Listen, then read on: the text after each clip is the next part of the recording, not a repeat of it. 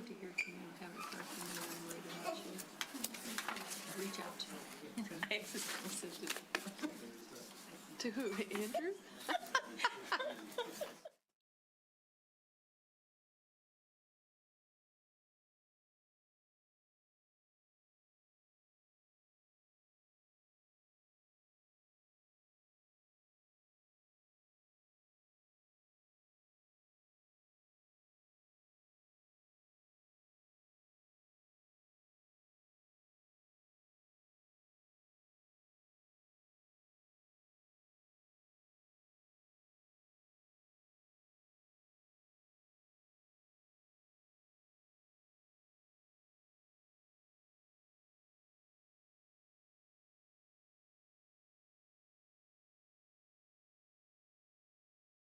Evening, everyone, friends, family, and supporters. I'd like to welcome you all to the Birmingham City Commission regular meeting of November 10th, 2025, here in the Municipal Building at 151 Martin Street. If you could please join me for the Pledge of Allegiance.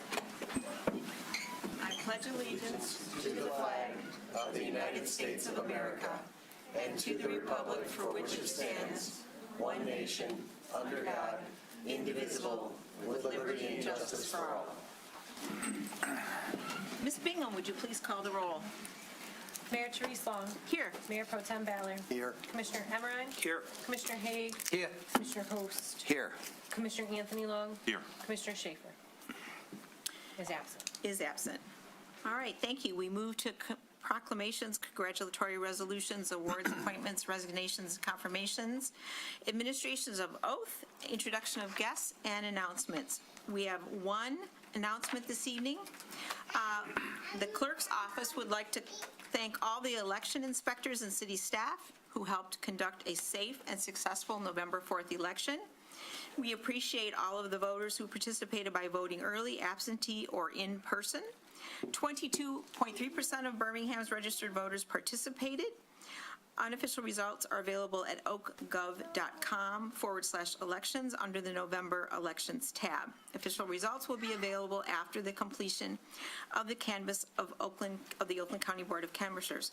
I would also like to, as would the rest of the commissioners, and I'm sure the city manager, thank Alex and her staff. The precinct captain at my precinct wanted me to understand that you and your team are rock stars, and that you did an extraordinary job with the combining precincts and the new voter registration cards. So I think if we could have a little applause for Alex and the clerk staff. You worked the extra Saturdays before, so you really put a lot of effort into making it a success, and we thank you. So we had an election, and we will shortly be seating 2 new commissioners, and we have 1 re-elected incumbent. But we want to, at this point in time, recognize the outgoing city commissioners who are stepping down tonight. The first commissioner is Commissioner Katie Schaefer, who is unable to be with us this evening. She has an obligation related to her medical practice. But this is officially her last meeting as a member of the Birmingham City Commission. She made brief remarks and accepted her plaque honoring her service at our last meeting, but nonetheless, I want to take a moment to acknowledge her service. Commissioner Schaefer served the city for 8 years, serving on the Multimodal Transportation Board from 2017 to 2021, and then winning election to the commission in 2021. On the commission, she served as Mayor Pro Tem from 2023 to 2024. Commissioner Schaefer's service was distinguished by her passion for pedestrian safety and for ensuring that Birmingham was a wonderful environment for families and children. She was unfailingly optimistic, and she was a dedicated colleague, and she always believed in the ability of individuals to do good and to facilitate change that improved the quality of life for residents. So, Commissioner Schaefer, we thank you. Also, stepping down this evening is Commissioner Jason Emmerine. This is his last meeting as a member of the City Commission, and while we understand his decision to devote more time to his family, we shall truly miss his dedication and contributions. Commissioner Emmerine served the city for 7 years, serving as an alternate on the Planning Board from 2018 to 2024, and then being appointed to the Commission in November of 2024. In his short tenure, Commissioner Emmerine brought his vast experience in civil engineering and community best practices to the commission, and his contributions to our deliberations were always on point, well-reasoned, and absent any superfluous words. So, Commissioner Emerine, we thank you, and we are delighted to present you with this plaque to commemorate your service to the city of Birmingham.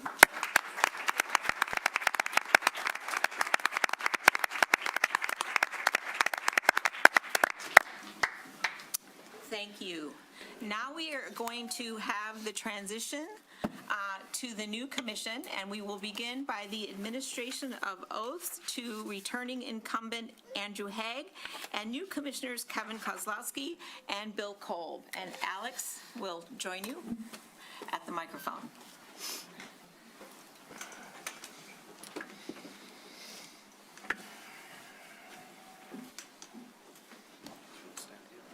You'll raise your right hand. You'll say I do after me.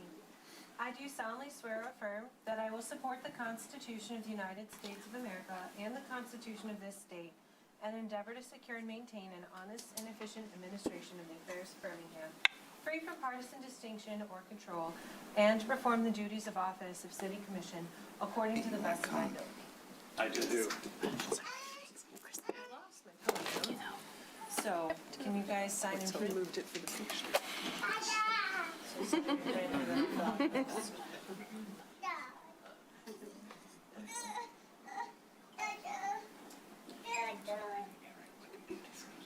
Okay.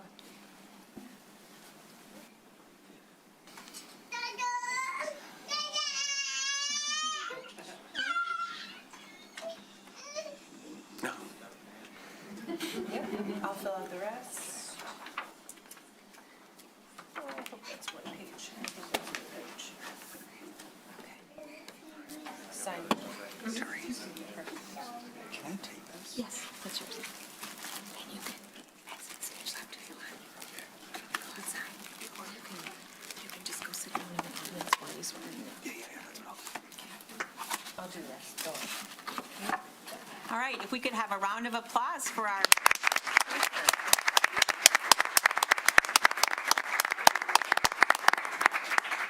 Thank you. Right this way, gentlemen. Very good, thank you.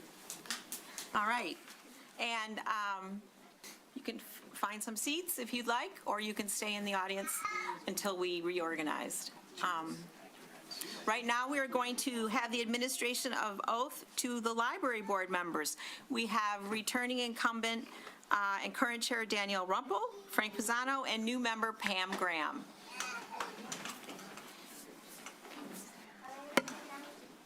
You can sit right there. Yeah.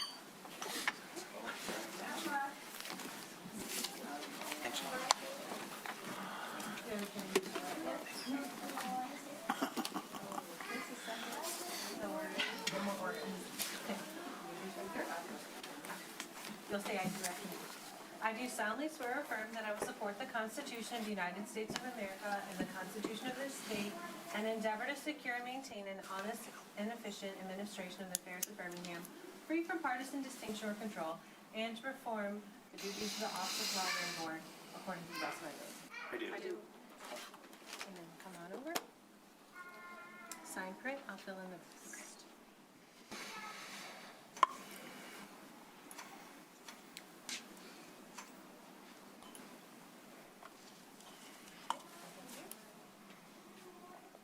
Sign, print, I'll fill in the rest.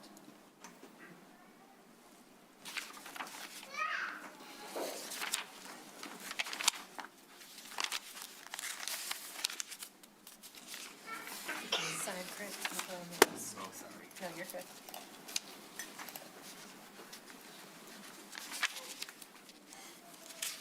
Thank you.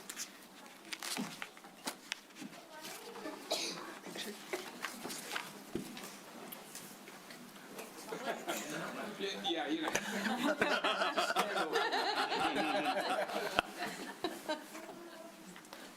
And a round of applause for our library board.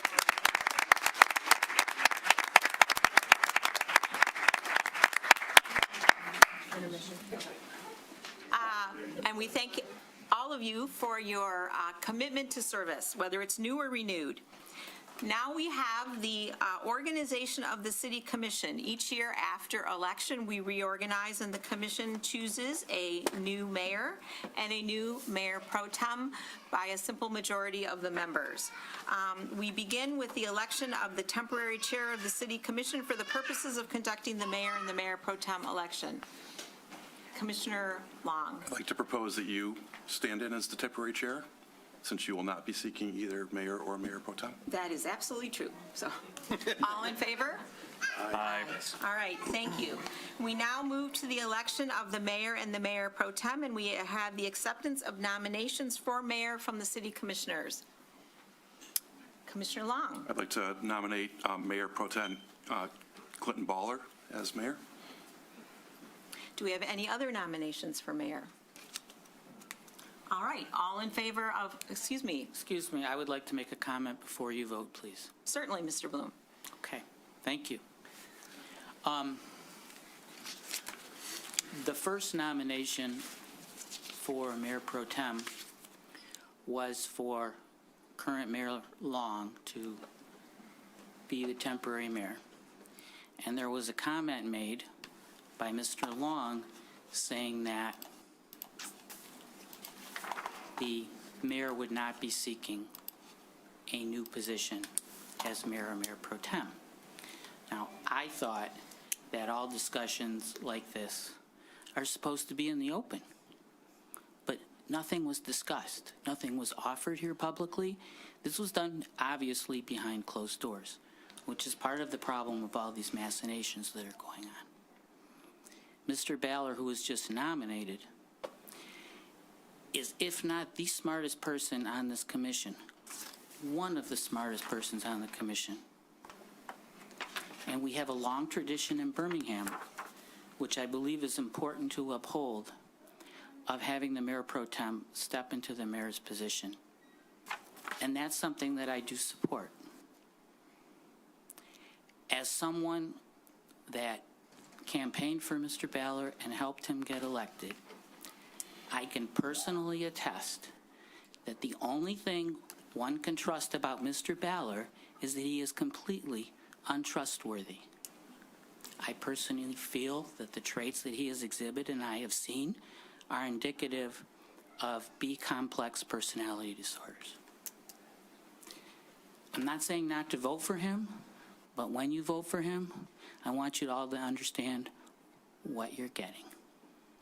We also have two other commissioners here tonight that were the top vote getters in each of their respective elections and are incumbents, and also have a right, based on Birmingham tradition, to be mayor pro tem. I have not heard that they've been nominated. I wonder why that is. You all have taken an oath to serve on this commission under nonpartisan control and distinction.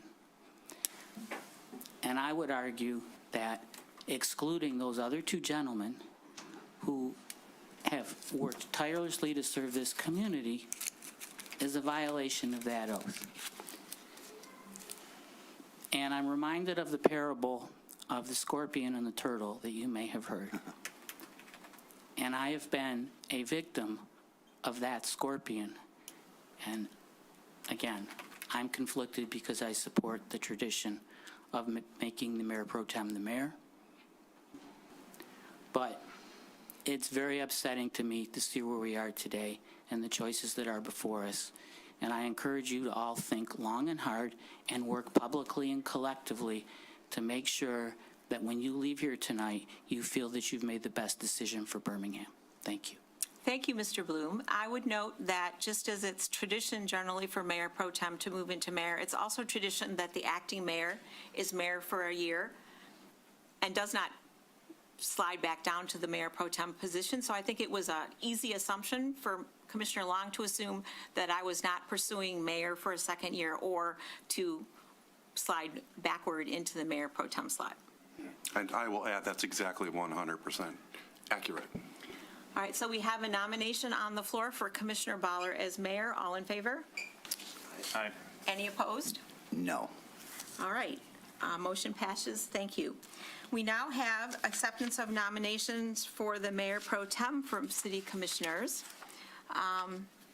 Mr. Kolb. I'd like to nominate Andrew Haig. All right. We have a nomination for Andrew Haig, and I would like to nominate Anthony Long. He's always engaged and prepared for meetings.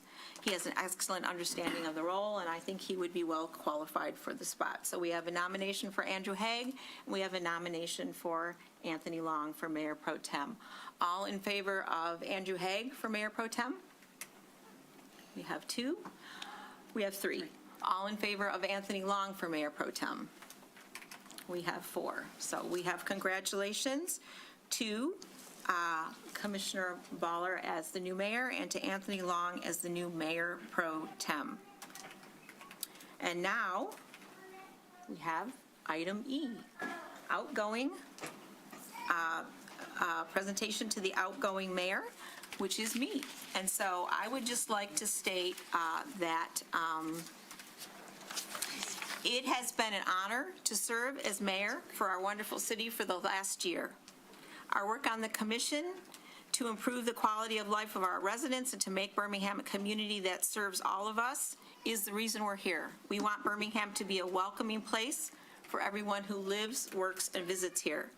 As mayor, it has been a privilege to meet many engaged residents, community leaders, and business owners who care about our city and who volunteer and give back to make our community better.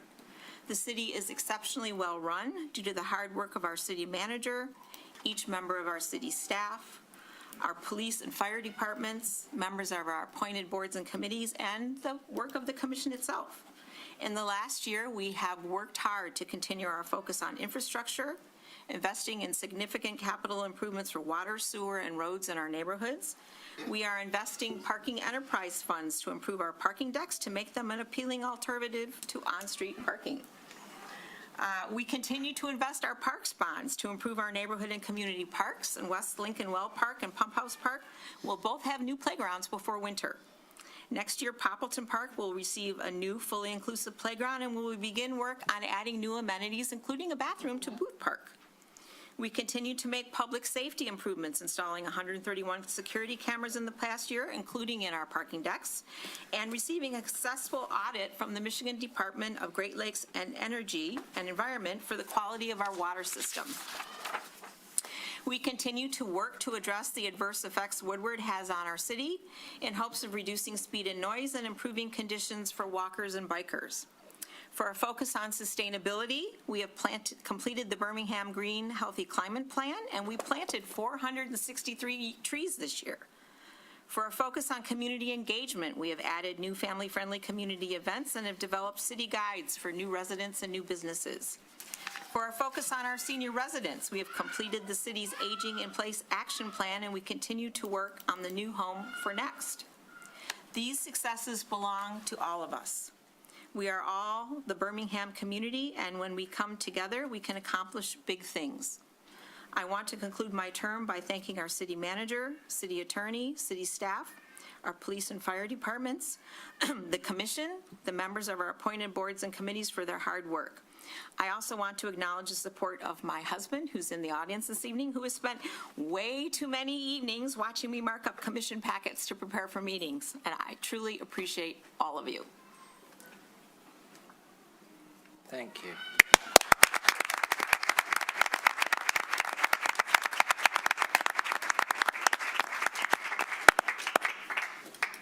We're a little out of order Yes, now we're going here. to have remarks by the new mayor. I think the new mayor needs to take the oath. All right, I'm sorry, we are.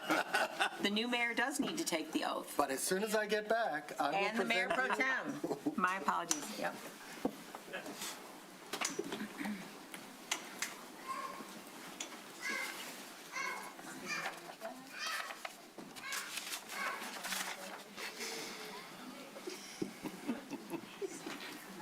I do solemnly swear or affirm that I will support the Constitution of the United States of America and the Constitution of this state, and endeavor to secure and maintain an honest and efficient administration of the affairs of Birmingham, free from partisan distinction or control, and to perform the duties of the office of mayor and mayor pro tem, according to the best of my ability.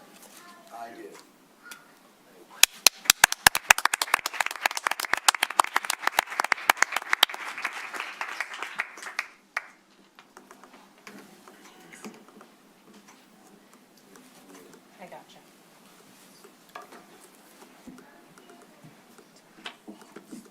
Maybe I should have waited.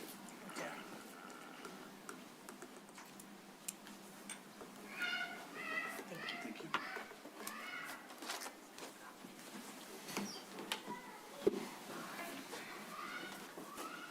Okay.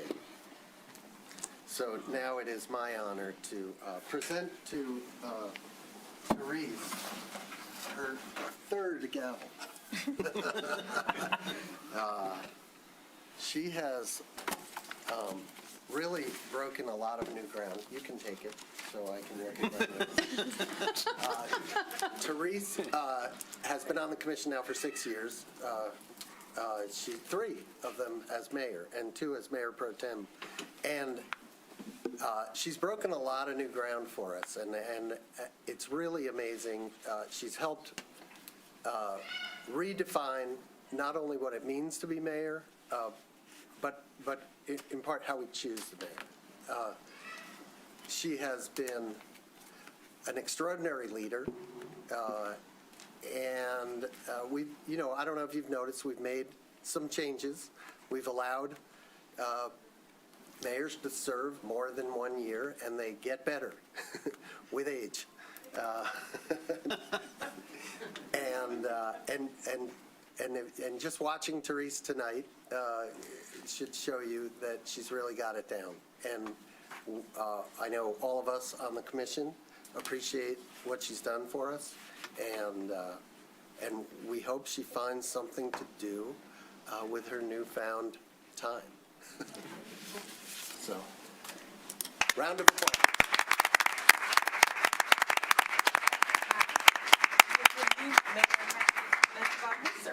Oh, I will sit down and prepare. I mean, I need a drink of water. Thank you. Okay, fine. I don't have much to say, no, because I do want to thank you, the commissioners, for your support. I really am, if you can believe it, humbled and honored. I want to thank my wife, who can't be here. She's on a beach in Florida. Judy, I know you're watching. I think you're watching. Thank you. I can check and see if you're watching. She is. She is. I've been involved in Birmingham politics inside, outside for 25 years now, right about 25 years on the button, and I'm very proud of the many accomplishments that we have made here in this town and how we have evolved. And I'm looking forward to many more. We have a very full agenda for the coming year, probably the coming years. And while the volume of work will be huge, many of you know that one of my top priorities is going to be to end the meetings earlier. So I hope that we can together, we'll be talking about this more later on, I hope that together we can make midnight meetings a thing of the past. And I'll be asking for your ideas, everyone, commissioners, staff, public, on how we can make that happen. So with that, and in the interest of moving along, I'm going to yield the floor to the Mayor Pro Tem. Well, thank you. First of all, it's been an honor to be up here. It's an honor to serve this community that I've lived in for almost 30 years. It's been an honor to collaborate. We don't always agree. That's why there's 7 of us. Because you can very rarely get everybody to agree. And I think if you look back, there's a lot of votes that we have agreed upon. And I think that at the end of the day, we make the right decision, even though not all of us may agree with that decision.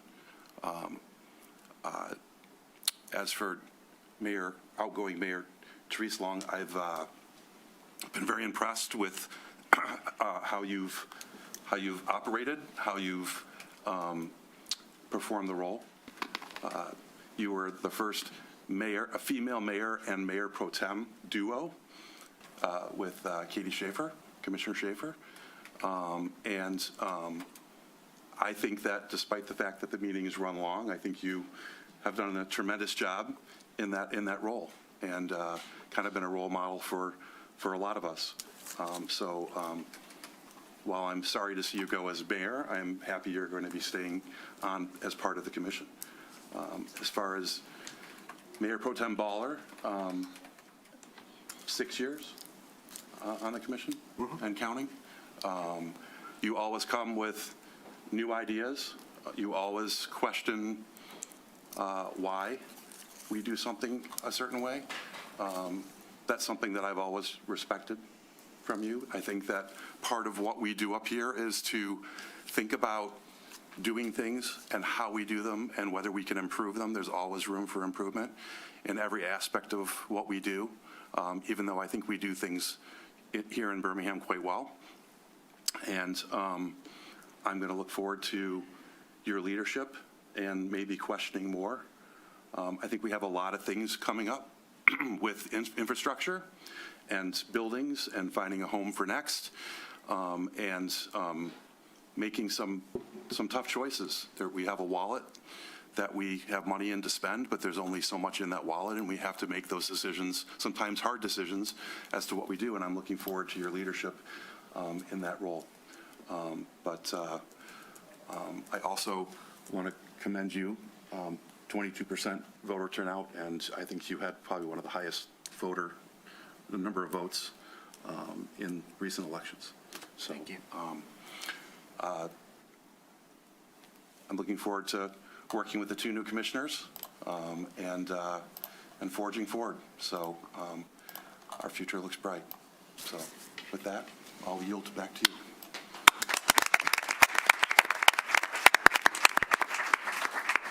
Okay, we're going to take a short intermission. How long are we going to take? 10, 15 minutes? Do we know? You're the mayor, you tell him. Let's take 20 minutes. 20 minutes. We'll reconvene roughly 10:00. And there's cookies and ice cream and no ice cream. No ice cream. Coffee. Quick group shot, just stand in Sure. front together.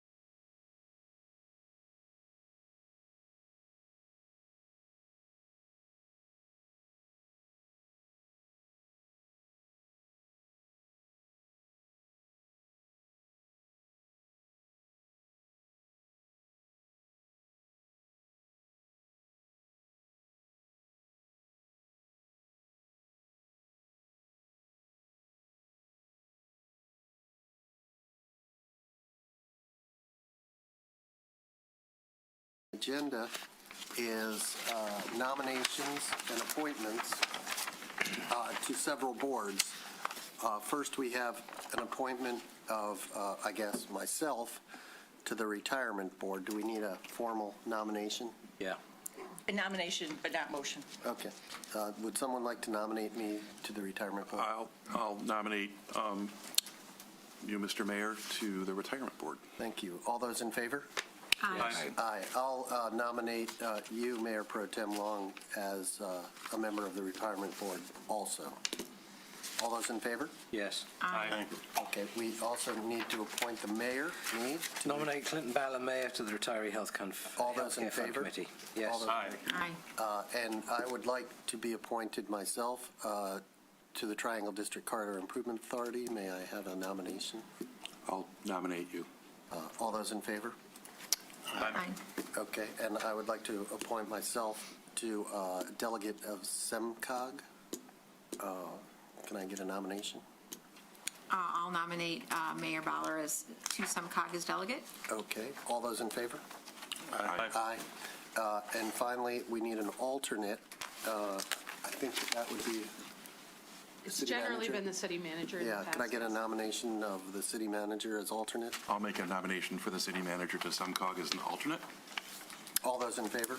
Aye. Aye. Okay, now we're going to move to open to the public for matters not on the agenda. If there's anyone in the room or online who would like to make a comment, please feel free to approach the microphone, state your name and address, and make your comments. David Bloom at 556 Wallace. I recently read that the community house is going to be closing their physical location, and that the building is either on the market or may have already been sold.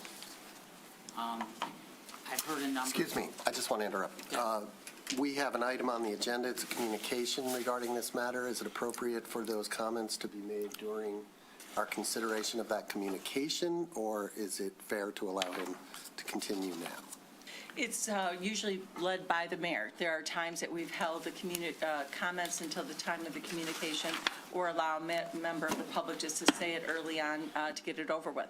I guess it depends, Mr. Mayor, if you intend to read that communication and have some discussion about it or not. Usually our communications. Regardless, I will we- graciously allow Mr. Bloom to continue. Thank you, Mr. Mayor.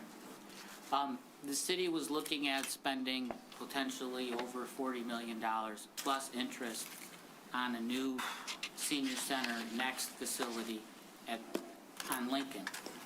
And I think this building coming on the market presents an opportunity for this commission and the community to look at.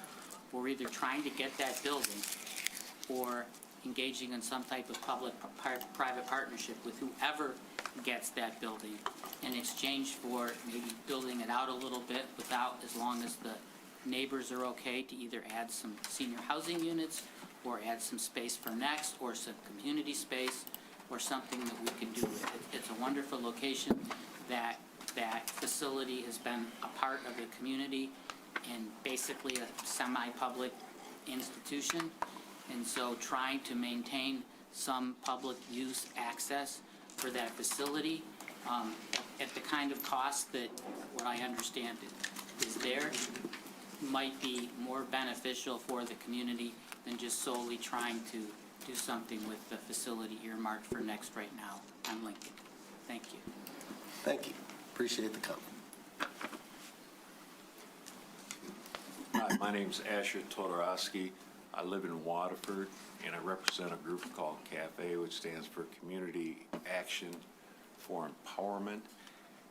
And we've picked several communities to go around there to ask for an audience to consider passing or protecting sensitivity areas, like childcare areas, churches, to restrict immigration officers from going there and tearing out parents right in front of a bunch of children. And I know Birmingham doesn't have this problem, but we thought Birmingham would be a good role model, and it would help other communities if they saw you were active, and it's kind of a preemptive move. But we're asking for an audience. I just learned that you have a city manager type system here, so I don't know if I'd be talking with the city manager here, but we do have Birmingham residents that are interested in this too. And you'll have about 6 we'd like to present our case and some suggestions. So my suggestion would be that you do speak with the city manager and our chief of police, Scott Gruey, who just in the last couple of weeks addressed this issue in some detail, and you might be interested in seeing what he had to say. Can maybe you guys exchange information? That's a good, who was the city manager? So city manager Jana Ecker, she's sitting right here at the table, right in front of me. Okay. And Chief Gruey was here earlier, I think, but he's, Right there, right? no. Didn't you say? No, she's the I'm the city city manager. manager. City manager, And then the okay. chief of police, Chief Gruey, Grewe. He may be downstairs in his office. He's usually watching it Yeah, downstairs. so you could stop Okay, it. well, we've talked with Oakland County sheriffs too. This kind of thing, whether we'll do it, with the governments or the police chief, and we decided both is good. Well, So, police chief is part of government, so I thank you for your comments. thank and you. hope I that hope you. to hear from you. I hope you, well, I think it's up to you. I'm going to leave the ball in Okay. your court Okay, to Paul, Jana or Scott. And if you go down the hall and go downstairs, he might be in his office right near the door. can I give you a card? Absolutely.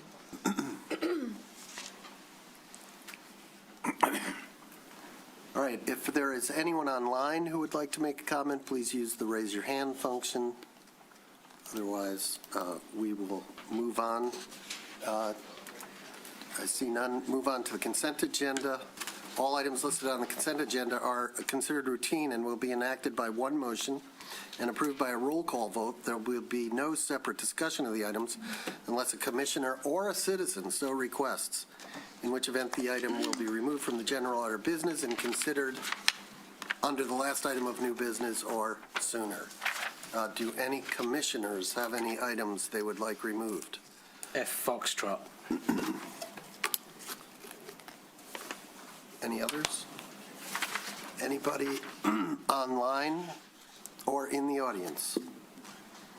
Seeing none, can I get a motion on? I'll make the motion if that's okay. Yeah, please. I'd like to make a motion to approve the consent agenda as written with the exception of item F. Second? Roll call, please. Commissioner Therese Long, Yes. Commissioner Haig, Yes. Commissioner Kolb, Yes. Commissioner Host, Yes. Commissioner Kozlowski, Yes. Mayor Pro Tem Anthony Long, Yes. Mayor Ballard. Yes. I assume we'll want to take up item F right now. Commissioner Haig? Okay. So this one, it's not actually questioning of the plans as written for the most part. There's questions around what the consequences and some of the missing information are, because this is looking for permission to stage in a series of areas around the city. So things that I see that are missing from the plan, first of all, there's no timing in here whatsoever. We have no concept of how long each stage takes. And there are stages here that are closing down city streets for an unknown period of time. I need to know how much time we are expecting to lose use of streets.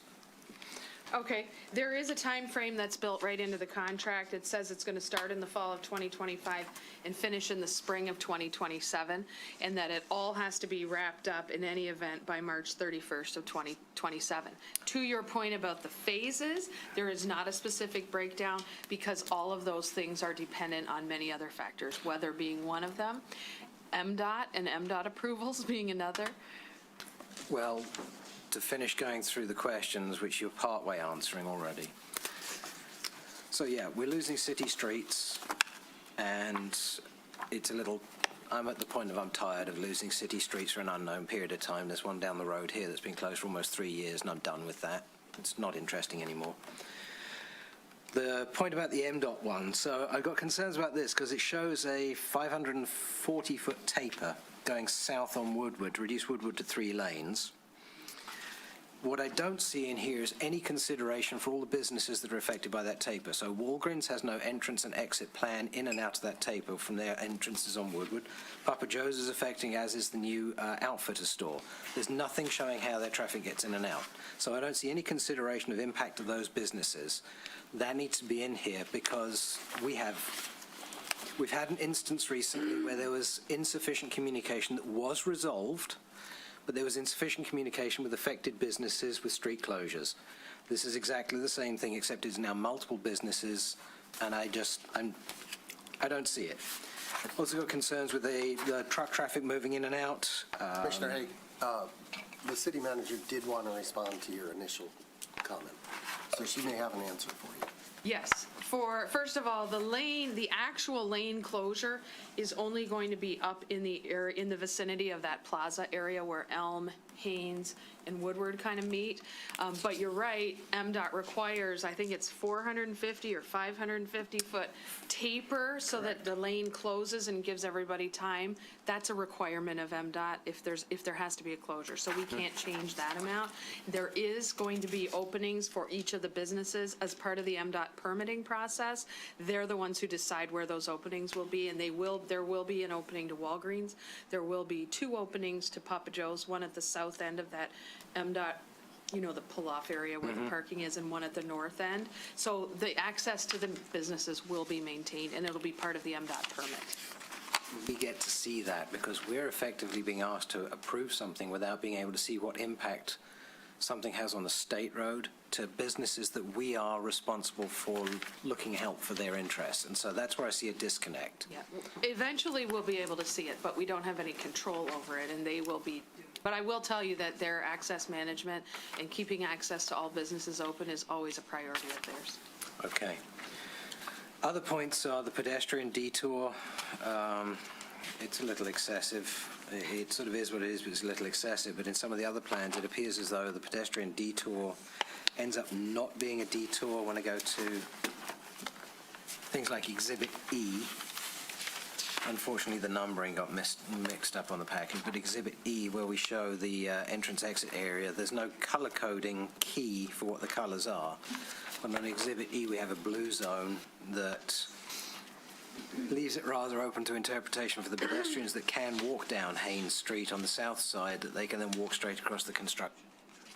Okay, they will not be able to walk through the construction zone. No, the construction entrance in front of it, because that's not the controlled area. You can't gate that piece off because it actually leads straight onto Woodward at that point. That's where I've got concerns about physical. If you can see it, you'll do it. Instead of walking a quarter to a third of a mile all the way around the entire block, if I can walk 15 feet, I'll walk 15 feet. So they've just got concerns about this. Now, we don't want people to do that. We can't stop them from doing it, but we are required under the federal law to have an ADA-compliant pedestrian detour, which is what we have, and we can't take it across private property. But to your point, we don't want anybody walking out into Woodward. I see risks. I just want to make sure that we illustrate them, and I need this contractor to be paying extra careful attention because this is closing everything off up to the street side. It's not even allowing space. So I just have issues about how this is laid out right now, that there's a lot of work, there's no timing. I wish to see timing with every future plan. It's going to be, I'm going to pull every single one I remember, because if I don't see timing, I'm going to question it. Their project manager has I guarantee you, unless they're incompetent. No, project they have a manager has time. They have a plan. time frame, but it's. So I'd just like to see blocks. Do they expect to have Haynes closed for the entire 2 years, or is it 1 year, etc.? It's things like that. Now, Elm, different story, because that's going to get reconstructed as part of the deal anyway. That's fine, we get that. The other thing, and these are not metered parking spaces, so there's not a cost impact, but I believe we lose, I think I counted 21 parking spots, something like that, with these closures. It's not downtown, it's not metered, but is there a containment plan for where those cars would otherwise go? Because I know, whenever I go to the T-Mobile store, I park on Elm. So I know I can't do that. Just one personal example. Just looking for what that containment plan would be. Because right now it's just a case of it's closed, find somewhere else. Good luck, everybody. Well, we have looked into it, and basically, we don't see very much usage of those spots. And if you look at the staging plan for Stage 1, Stage 2, Stage 3, the phases you were talking about, in Stage 1, only the north side of Haynes has the spaces blocked off. In Stage 2, there's none blocked off, and then in Stage 3, the whole street is basically closed.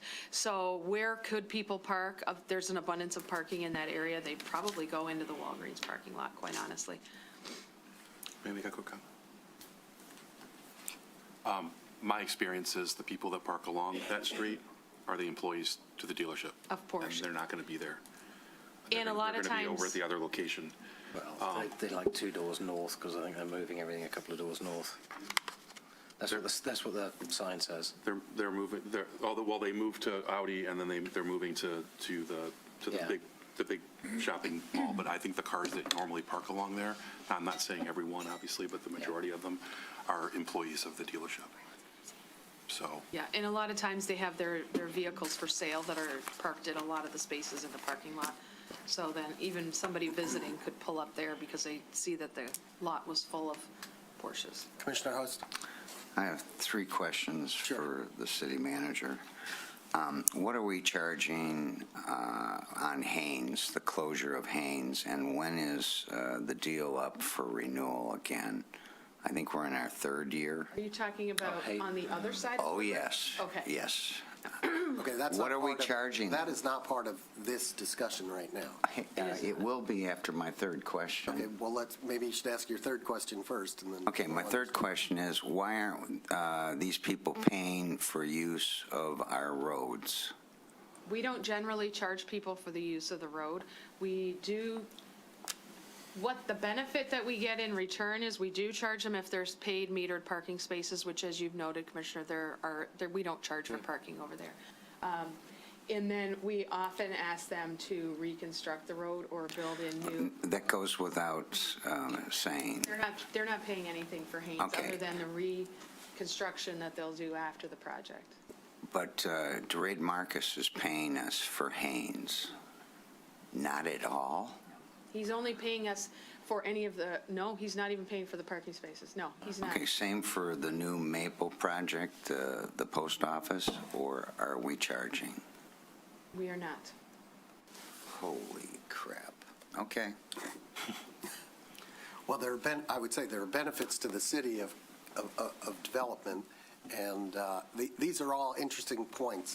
We have in front of us a request from the city to approve this agreement, and it's pretty binary. You're either in favor of it or against it. A lot of the questions we have are good questions. I'm not sure they're appropriate to be asked from the commission table. Maybe a lot of these questions could have been asked in advance of the city manager, of the mayor, and we would have gotten you answers to those questions. Right now, we just need to either approve or deny this contract. Does that make sense? This is part of, I hope everybody sort of gets in their head what's going on right now over this contract and the time it's taking. And if we want to reduce the time we spend here, one way to do it is to get our questions answered in advance so that when you come in, you can vote on the measure. And this is a pretty routine thing. Do I think more can be done, and that these are absolutely legitimate questions? Are we going to stop it? Do you want to make a motion to deny this? We could all vote on that and deny it until they satisfy, do a better job, let's say. I think that's what you want. You want them to do a better job. You want everybody to do a better job. We all want. Now I'm going on, but I think we can, we can do this in a different way, offline in many cases, because you have your questions. They're not my questions or anyone else's. So, but let's get through it. Commissioner Long. I would just note that the plan that's in front of us, the designs, the reconstruction of Elm, is the product of years of negotiation between former city manager Tom Marcus and Mr. Lavery. And the fact that we are benefiting from the reconstruction of Elm and that intersection at the end to me, has value beyond charging for the parking spaces and the use of the road. So I think that it is going to be, in total, a benefit to the city, and I intend to support the motion when it's raised. So. Commissioner Kay.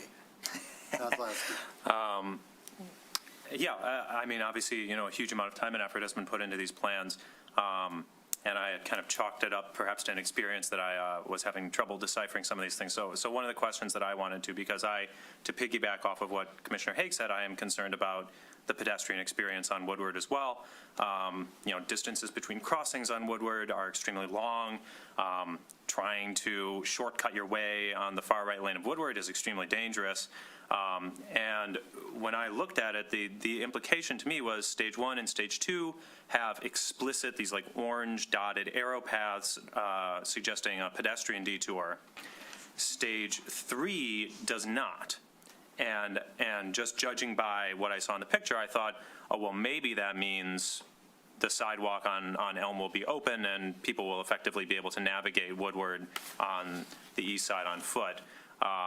But if you look at any of the diagrams with the colors on them, it looks like, depending on what exactly the pink zone is, that may or may not be the case. So I was wondering if there was any clarification there. Do we have any expectation that during the 18-month or whatever construction period, you will ever be able to cross north-south as a pedestrian on Woodward? Yes, you will. Okay. There will only be there will be a shortened time frame where they'll be working on what I call the plaza area, where Elm, Haynes, and Woodward all come in at those funny angles. Yeah, and they're doing a reconstruction there. And reconstructing the road.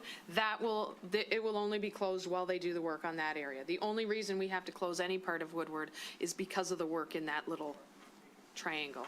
Okay, and then basically the fences will come in around the actual lot where they're doing the construction, Correct. and pedestrian traffic will be able to continue on the Correct. sidewalks there. Excellent, thank you. Correct.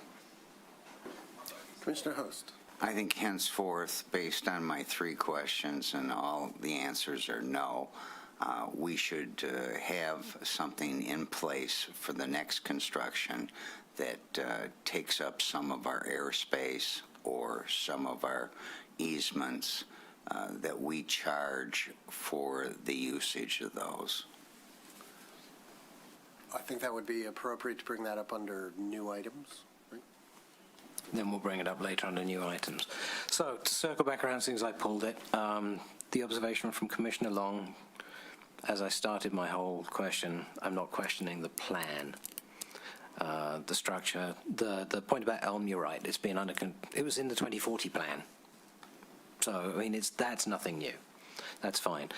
What I was concerned about were closures and accessibility and what the implications were for adjacent businesses. Oh, it does work. Everybody tells me to talk into it, and then it doesn't seem to work very well. So I'm trying to talk into it. I think everybody hears what my pain points are. I'd like to see timelines. Even if they're approximate, to have no timeline is not really an acceptable answer. So I did actually want to deny it, quite frankly. I will go ahead with approving this, but I do want to see timelines brought to us, even if it's just under communications.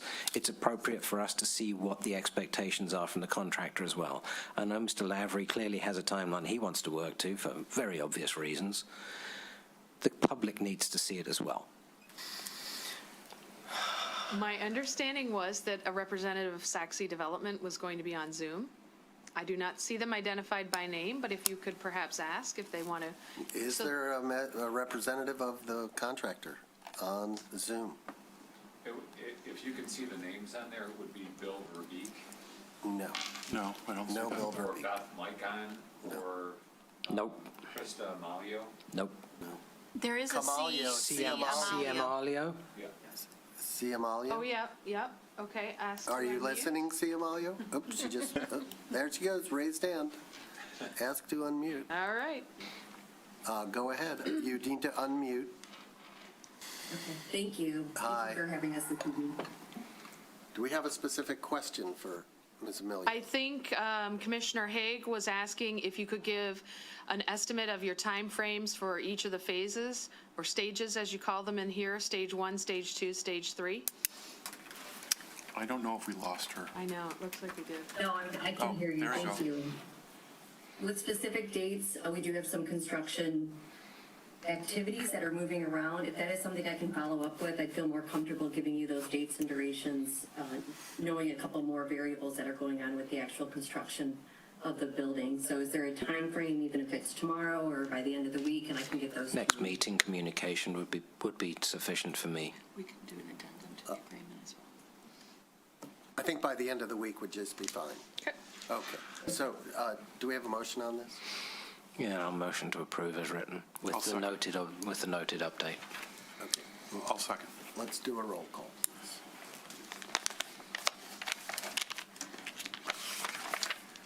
Commissioner Haig, Yes. Commissioner Kold, No. Commissioner Host, Yes. Commissioner Kozlowski, Yes. Commissioner Therese Long. Yes. Mayor Pro Tem Anthony Long, Yes. Mayor Ballard. Thank you. Moving along, we have, sorry, I'm going paperless, but then going back to paper. Okay, we have no city manager's report. We have no unfinished business, so we're moving to new business. A resolution approving a settlement agreement between the city and the Birmingham Police Officers Association for renewal of the collective bargaining agreement. Hello. Hello, good evening, Mayor and Commission members.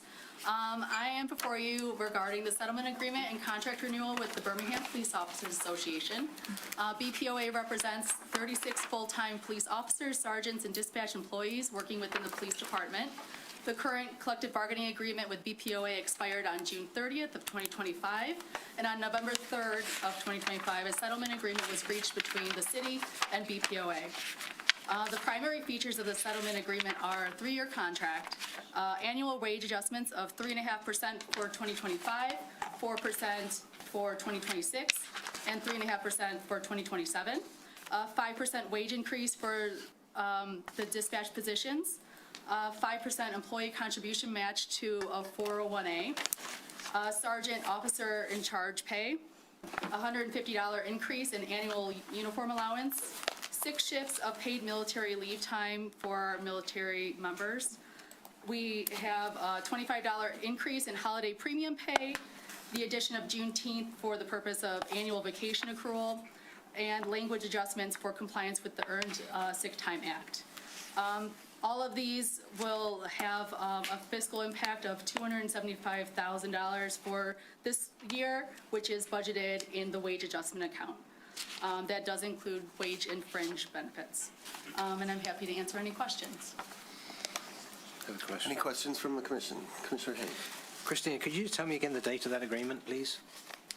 The date of the, You ran through it so quickly I couldn't write it down. You said you had the date of the agreement with the police November officers. 6th, It was 2025. November the 6th? That's what it says, the union It membership says ratified. membership approval date would be, but I don't see anything in writing that says the approval was actually approved. I just want to confirm what you said. yeah, so on November 3rd, the city and the union representatives agreed. And then on November 6th, the union voted. Okay, so they ratified it after that. I just Yes. didn't see the confirmation ratification. Okay. There's actually an email in the very last page of this item in the packet that talks about the ratification. That must be one of the ones that's missing from mine.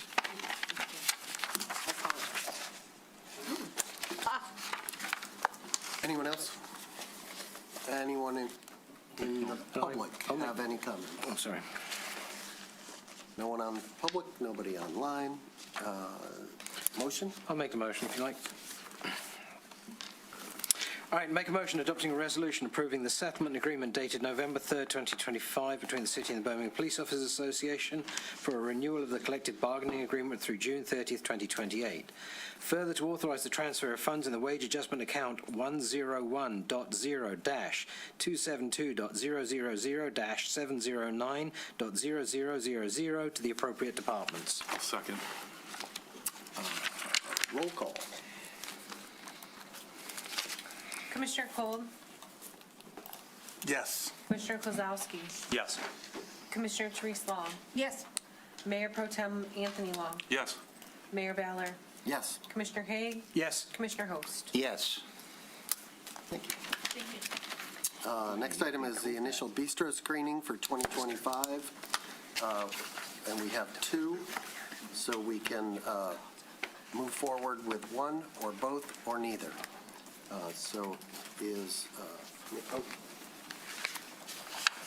Snuck up on you. Are you ready? Yep. As you'll ever be, right? My name is Nick DeQuee. I'm the Planning Director of City of Birmingham. And as you mentioned, it is the initial bistro screening step of the overall bistro process. Now, there's a life cycle there that I'll explain a little bit, but the process that we've been following since we adopted the bistro concept, I mentioned here the early 2000s. It's more like the late 2000s, 08, 07-ish. Is in the second year, we would start this process where we permit up to 2 new establishments a year. And then, should there be any, we could also permit up to 2 new existing establishments to transition to the bistro world for a total of up to 4 maximum a year. We've run pretty steady, although, post-COVID, there's been a bit of a lull.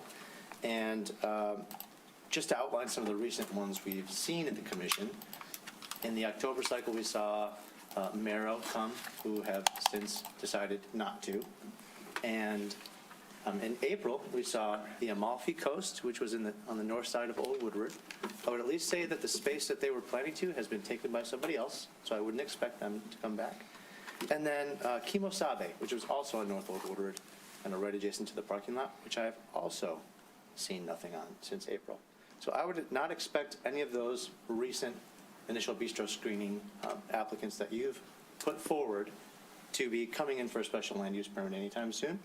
I mention that because we do have 2 new applications for consideration. So it seems to me that they can be reviewed without, shall I say, worrying about the other 3 that we also recently moved forward. So as I outlined in my report, this first part of the process, which we start here in October, so they both gave me an application by October 1. We asked for a little bit of information from them, a brief description of their concept. We want to know where they're going, their hours of operation, a little bit about ownership, and also their financial ability to operate the bistro. Once they submit all that, we take them here for the initial bistro screening. Should you move to pursue either of them, they would then go to the planning board for a special land use permit, which they would receive a recommendation, and then to complete the life cycle, they'd come back here for final approval. So at present, the city of Birmingham has 22 bistro establishments.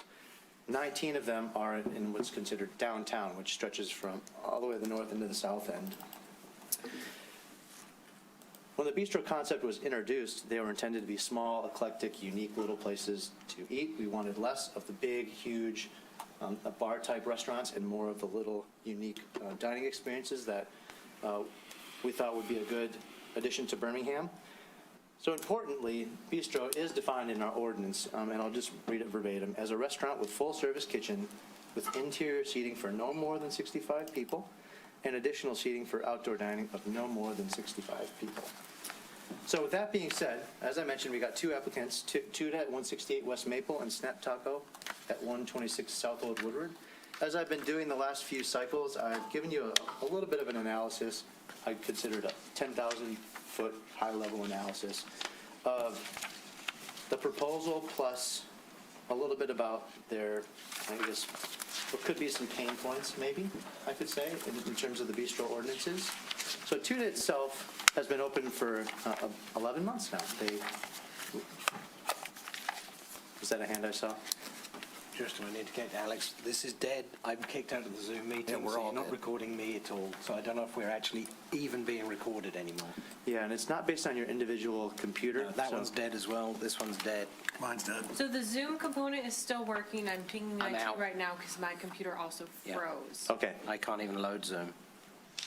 okay, so we're good on the public meeting side of things, so, The public meeting side of things is still functioning. cool. Thank you, though, Andrew. Is there anyone on the commission who feels hobbled by the fact that their computer is down? Or can we continue? Is it okay to continue? Okay, go on, Nick. Great, yes. So Tuda, it's been in operation since January. It opened up as, I'll say, a regular restaurant, no alcohol. It's currently got around 80 seats and no outdoor dining. And I think most of you were familiar with their attempts at outdoor dining earlier in the summer at the planning board, which have been abandoned at this point, while they sort of pivot to seek this bistro designation, if you will. They describe their cuisine as an eclectic American menu. They do focus on breakfast and lunch, so their hours sort of reflect that from 8 to 3. That's a little unusual. Most of our bistros are actually more on the lunch-dinner side, if not only dinner side. So I do call that out as unique, although one of the bistro establishments in that proximity is Toast, which has a similar morning to afternoon type feel, which is unique. There's also a few more bistro establishments next, close by: Brooklyn Pizza, Tallulah, Ely's, Churchill's. As I mentioned, there's 19 downtown, so it's hard to locate a bistro without being around a bunch of different bistros. The zoning ordinance challenges that I call out here that I will also advise you that I've been speaking with them at length about over the last few months is it is unusual, a little unusual, for restaurants to go down in seats. I think they know that. They'd have to take it from 80-ish to 65. It's a maximum. There are no considerations for over 65 seats. It's also a bit of a tight area when it comes to outdoor dining. I would suggest to you that the ordinance requires up to 65. There is no minimum. So there are some simple solutions to it. I think they could fit, if I may say, a couple of bistro tables out there and meet the minimum requirements. Is that necessarily what we're looking for? No, but I think that in terms of the ordinance, they can meet it while they explore the full breadth of their options in terms of outdoor dining. I encourage you to ask them more about it, should you invite them up for a conversation. And for Snap Taco, I am trying to avoid my bias in my love for tacos in describing this particular establishment, but it would also be considered new. It's taking over the former Kaku Sushi Poke establishment on South Old Woodward, just south of Churchill's. They are also working on getting open as a regular restaurant, no liquor, at the currently building out right now, and maybe close. So they're operating another location in Lake Orion. They do describe their cuisine as Mexican, and it's got a very wide variety of dishes, ones that you might expect. All the same bistros are close by, but I did add Casa Pernoin Social to the east, are a little close to this one as well. This one is on the opposite side. They've really only got room for the 35 seats that they've proposed already. There's not a lot of room for more seats in there, so I'm not concerned about indoor dining at all. But similarly to the other applicant, outdoor dining space is tight in that area as well. I would argue that they could meet the minimum standard of the ordinance as well by just putting a couple of tables against the glass. But again, I think that's something we've worked closely with them on over the last 4 or 6 months, and I think they're willing to take the challenge. And again, I would encourage you to ask the applicant about that. So at this point, I do open it up to y'all. I have 2 suggested resolutions in here. You could either invite them up to tell you a little bit more about themselves and then consider whether or not you'd like to move forward, or take action or take no action, or do it once. So I'll kick it back to you, Mayor Fowler. Thank you. I think we ought to, Commissioner Host. Can I ask Nick a question? Absolutely. The taco place, does it have a maximum of 35, whether it's inside or out? Just like you have said that Tuda is 65, inside and out. And I'll editorialize a little bit. There's a bistro establishment itself. No matter where you are, you cannot have more than 65. So I mentioned Tuda because it's a much bigger space, and they've got currently about 80, so they'll have to come down. The Snap Taco space is considerably smaller. So when I say they're probably about at their max capacity, it's about all you can fit in that space. There's also other considerations that I frankly can't speak to, like occupancy from a building code perspective or a fire code perspective. So when I say 35, I just want to make sure it's clear that I'm talking about 35 seats in the facility. Because sometimes when we talk occupancy, people get it confused with building code and bistro. So, well, let's just, for example, if they had 35 at the seats, how many do you think that they're going to have out on the street? And it depends on the solution that they come up with for outdoor dining and pursue and theoretically get approved through the planning board and city commission, but it could be up to 65. I'm suggesting to you that there's probably not room for 65 in that area, not on the sidewalk, but there's platform options too. So that's just something we haven't worked through yet, but it's up to 65. I would suggest having each petitioner come in front of us. We can ask them questions. They can add whatever they want. Let's start with Tuda? Tiuda? Tiuta? You can school us on the pronunciation. Hello, my name is Philip, and she's Teuta, my wife. So the name is her name. And the queen. I'm Jacqueline. I'm their daughter. Princess?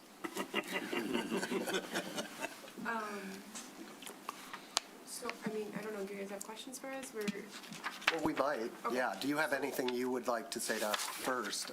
Otherwise, we can just start peppering you with questions. Well, if you guys don't already know, we're family owned and operated.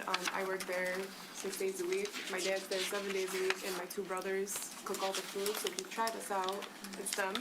And as far as the outdoor seating goes, because I know we came back here a couple months ago, as Nick said, we were thinking about, the tables, how we had spoke last time, or we did talk to Caruso as well, and they were okay with, working together. So we have, options, which we're gonna submit paperwork for, of course, but there are options for the outdoor seating. And then as far as going down in seats, that's not a problem for us at all. We're totally okay with going from 80 to 65, because we just really want the license, because we don't go a day without somebody asking us for any type of liquor, and it's been affecting, even though it's been great, it's been affecting our business a lot. A lot of people call or come in for their reservations, and they'll leave once they find out that we don't have liquor. So we're really trying, we'll do anything, seats don't matter to us, we'll go down, it's not a problem. Anyone have any questions? Commissioner Hay. So in the plan in our packet, it shows over 65 seats already on the inside.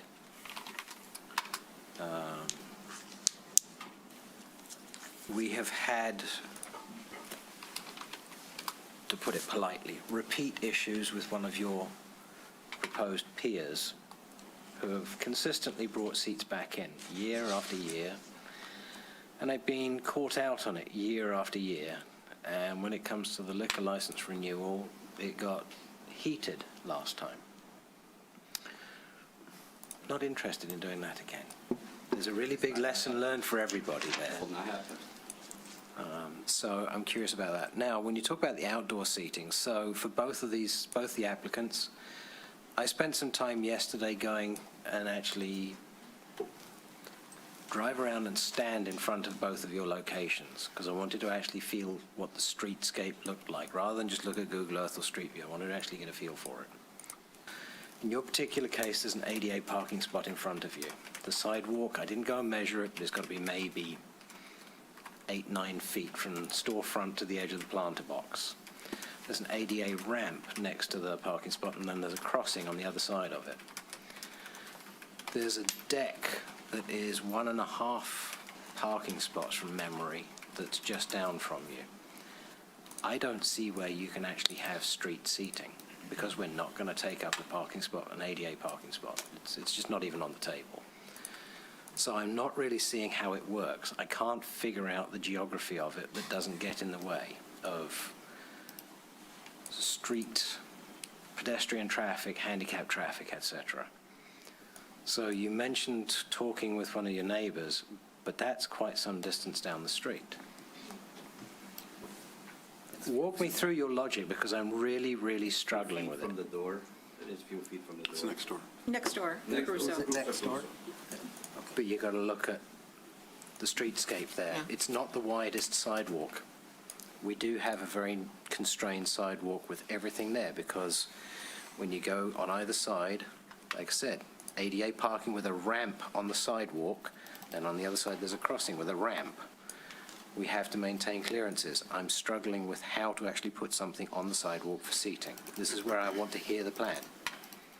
So I'm really looking for the, Nick, you hands up.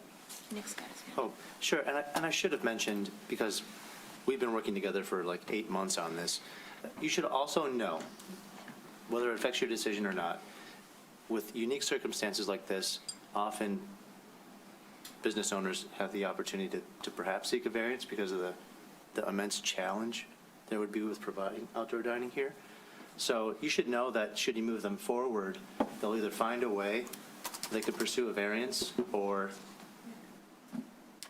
some other option, option C, that's unknown to us yet. But oftentimes people forget about that variance process. And again, it's not something that we necessarily will love, but it's an opportunity that applicants have. You're suggesting a variance to the zoning of a bistro? Okay, interesting. Anyone else? Commissioner Long. I'd like to ask Mr. Dupuy, is there, given the clearances, I think we require 5 feet? Correct. Can you get even just 2 top tables right against the window and still have sidewalk clearance or not? I would suggest to you that only on the right side, if you're looking at the storefront, only on the right side, but we do have to be careful about the handicap landing, just to make sure we don't infringe on that. But my answer right now, without having a measuring tape and being on site, would be probably. Because they've also got planters there too that take up about a foot that you can go back onto their own property for about a foot, which helps. Anyone else? I have a couple of observations. One is that we want you to succeed, okay? Beautiful restaurant, oceans of space. Can't imagine taking 20 seats out, but, you know. And this is something that begs for creativity. Are you aware what Zana has done and what Dico Dow's has done by moving into their space to create outdoor space? I mean, that would be an ideal solution. We need creativity here because we're squeezed outside the windows and you have plenty of room inside the windows. I don't know if you've looked into that or not. The next step in this, if we allow them to move forward, would be for them to go to the planning board, correct? Where there is some creativity. Typically when the planning board reviews a site plan, they're just looking to see if it complies with the ordinances. Is it legal? They're not. I mean, they can make some suggestions. When they review a bistro application, can you tell us whether they would work with them on some of these creative solutions to help make it happen, or would they simply say, look, what you're proposing doesn't work? In my opinion, that's probably one of the best things about our planning board in Birmingham, is we're more than willing to take the time and spend the time with applicants to try and find a creative way to term it. There may be an end result where we have to drop our hands and just accept that it don't work, but we're willing to put in the work to do so. Okay. One other question was, I haven't been through the alley lately, but it's pretty tight there, is it not? Is there any opportunity in the alley? A la Dico Dow's? No? Okay. I would be in favor of sending this to the planning board. That doesn't mean that we're, jumping up and down and happy about it, but I think it's they've got a significant investment. It's a beautiful restaurant. I'm happy to let them take the next step, but. May I? Sure. I think that's an important point, and that is, I challenged you and the rest of the commission to think outside the box. This is an establishment that is in the city that we want to succeed, that it is very difficult to succeed without a liquor license, and they are in a challenged area as far as space. And I do not see a drawback to proceeding. I'm in favor of proceeding to let them think outside the box, to let the planning board do their job, which they do very well, and come back with a recommendation. Just by approving it tonight does not mean that they are approved. It means that they are approved to move forward and to give them an opportunity to succeed. Commissioner Kozlowski. Yeah, so first off, thank you for coming and taking the time tonight. I agree with what everybody has said, that, if we're going to make this work, it's going to require a lot of creativity.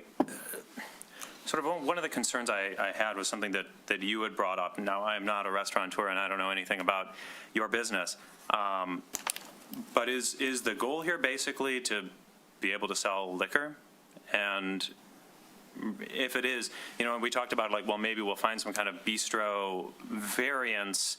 I guess I'm concerned about is the bistro ordinance just being sort of turned into a de facto liquor license, and that's really what we're doing here. And the idea of having, a small place under 65 seats, and then it's got a little bit of outdoor space. Oh, and by the way, you can sell alcohol if you do this. Now it's we will bend whatever we need to be able to sell the alcohol. Not that I'm saying that's the wrong business decision. It's almost certainly the right business decision. But there exists some kind of legal framework for vending liquor licenses, and this was supposed to be something different. At least that was kind of my understanding. So I think that's kind of my concern here. So, I think, would I be willing to see what creativity can yield? Perhaps. But I think it might be worth considering how the bistro ordinance is being used in the city. So. Commissioner Host. Yeah, was Commissioner Kozlowski correct that they're going to get a liquor license with this if we okay a bistro? If we okay this tonight, they will go to the planning board. Correct. The planning board will opine on it and send it back to us if they think they're worthy. At that point, we will either approve or deny their application for a bistro, not a license per se. They have to go out and purchase a license and have that license transferred into Birmingham. We don't actually grant the license. We grant them the sort of the ability under a special land use permit to obtain a license and bring it here. Yes, and I think I heard, Commissioner Kozlowski, I think I heard them say that their customers are demanding this, and so, and that's certainly understandable. Absolutely, and it may be that I am, as I said, simply I was not familiar with exactly the process that was going on here. But, my understanding is that it's possible to obtain a liquor license of some variety without being a bistro. Absolutely. Correct. But somehow, does being a bistro somehow make this easier? It's more expensive, let's put it that way. Matt? Yes. It's a complicated process. Okay. Basically, anybody can go out and get a liquor license, and they can try to use it in Birmingham. But we don't let them use it in Birmingham unless it's one of the quota licenses that were established in the 70s, or B, they get approved as a bistro under this specific format. So our approval of a bistro allows them to use a liquor license. It doesn't give them one. Right. Thank you. Okay, that was my confusion Beyond the Class C quota licenses. And then there's the economic development option, which is another option that if they're spending X many millions of dollars, that we might allow them to use a liquor license. We don't issue them. Okay, we do not issue them. No, the state But does. we have some kind of quota from the 70s that is largely exhausted. For the Yes. unrestricted Class C license. Okay. For the full licenses. And so the bistro license will permit establishments in excess of the 1970s quota. Yes. If they meet the criteria that we designed for what we were looking for in Birmingham, Okay. it will allow them to use a license if they can get one. If they can get one. Right, but if Excellent. they get one, Okay. doesn't mean they can use it here unless you all approve the special land use and the bistro. Gotcha. Okay, thank you. Thank you for that clarification. Pro tem law.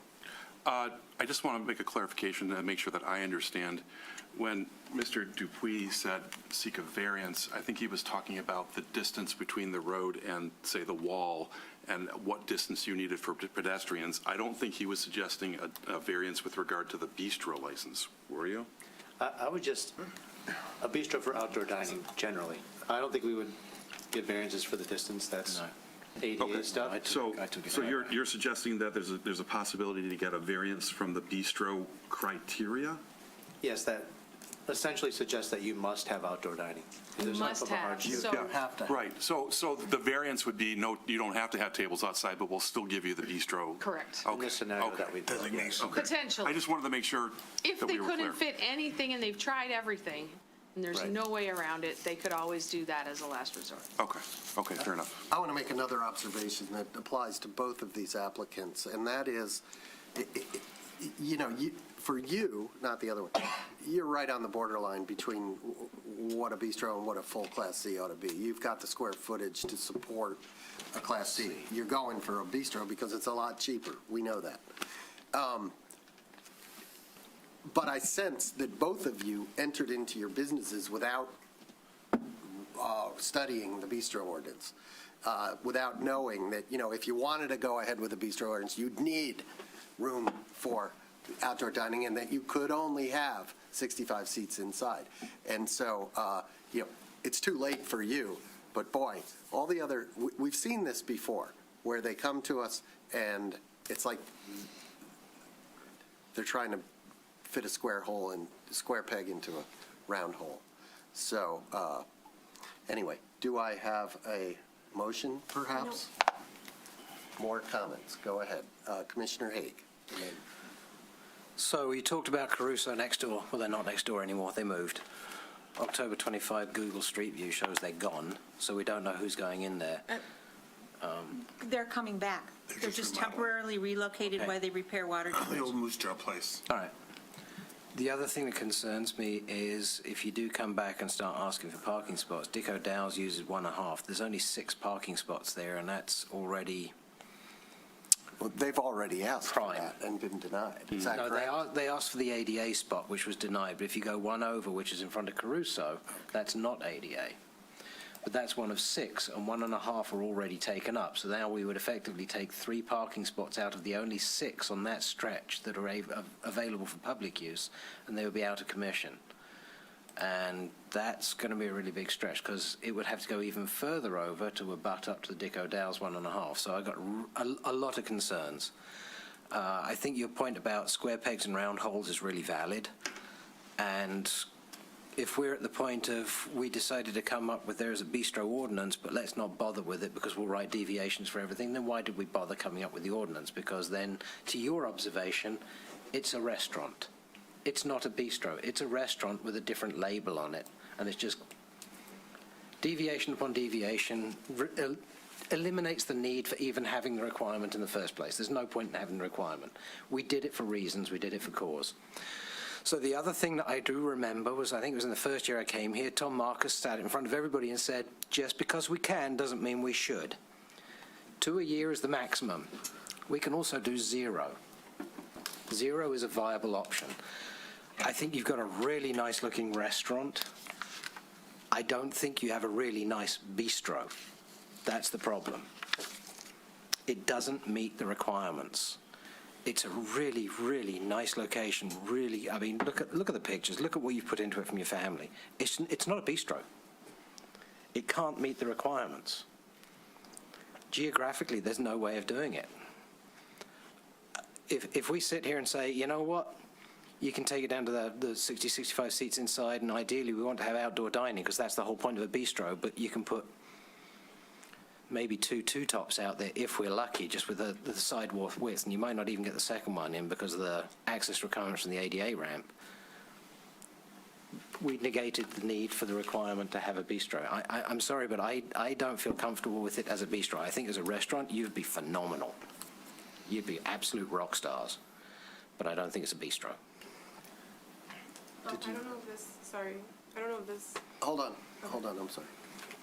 Did you have something you wanted to say? I just had a comment to that, but they're welcome to respond first. Okay. I was just going to say, as far as outdoor seating goes too, we still want that as well, either way, because that's another thing with competition, especially during the season, of course. I mean, if you looked across the street at Cafe Origins, they were packed nonstop, and people, again, they call in for reservations, they find out we don't have outdoor seating, they go somewhere else. So it's not just the bistro license, but it's all, like, they go hand in hand for us personally.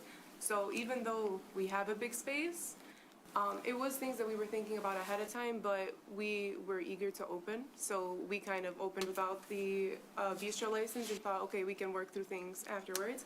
And like you guys said, imagination, we have lots of it. So, I mean, we built a restaurant from being a clothing store. We can try things out, you know, we can try something. You understand the parking issue that we have in Birmingham, though, right? So I do understand. Okay. Are there any new issues that we haven't discussed? I just want to make sure that I understand that they could change the front facade of their restaurant, and they could make a patio within the confines of their space that is now indoors and carve that in and then come back. That's one option of thinking outside the box. They could do that, correct? Correct. Yes. Okay, so why don't we give them the opportunity for that? And I will say that I understand this is a big space, but so is Churchill's. So is Casa Pernod when you get the front and the back. Those are big spaces too, and those are bistros. So I would caution not giving them the opportunity to go and think outside the box, work with the planning board, and have the planning board bring us something back again before we tell them that they're confined. Do we have any comments from the public?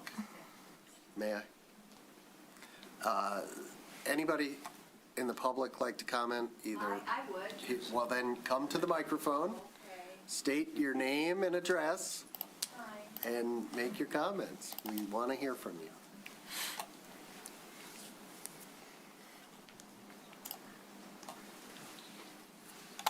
Hi, my name is Linda Kenny, and I live in the Willets, 111 Willets, and their restaurant, Tuta, is right behind us. It's a fantastic restaurant. I really feel that if they could get a bistro license, it would even be more fantastic. And I don't think they're doing it because they just want to be a bar. I think they want to make a better restaurant. And if they could figure out a way to possibly carve something in the front like they did at Dick O'Dow's, you know, it worked out beautifully there. And I don't know if they're willing to do it, but I feel like it's going to make that restaurant a great success more than it is right now. The food is good. I don't think I've ever been in a restaurant that's cleaner than this restaurant, ever. The design is perfect. The bathroom is perfect. You never have a drop of water on the floor. It is perfect. So I understand about the bistro. I almost feel like having outdoor seating to make a bistro is a little bizarre, because I think of a bistro as a casual, outdoorsy restaurant with light fare and some alcohol. But it seems like taking the bistro away from them because they can't physically put 2 tables outside. Doesn't make sense. I understand with changing the mod, it makes no sense to have a bistro if you're not following the rules of the bistro. But I do feel like you should give them a try. That's all I can say. I feel they're good people, good family, good food, very clean. That's it. Thank you. Yeah. Thank you very much. You're welcome. Any other comments in the room or online?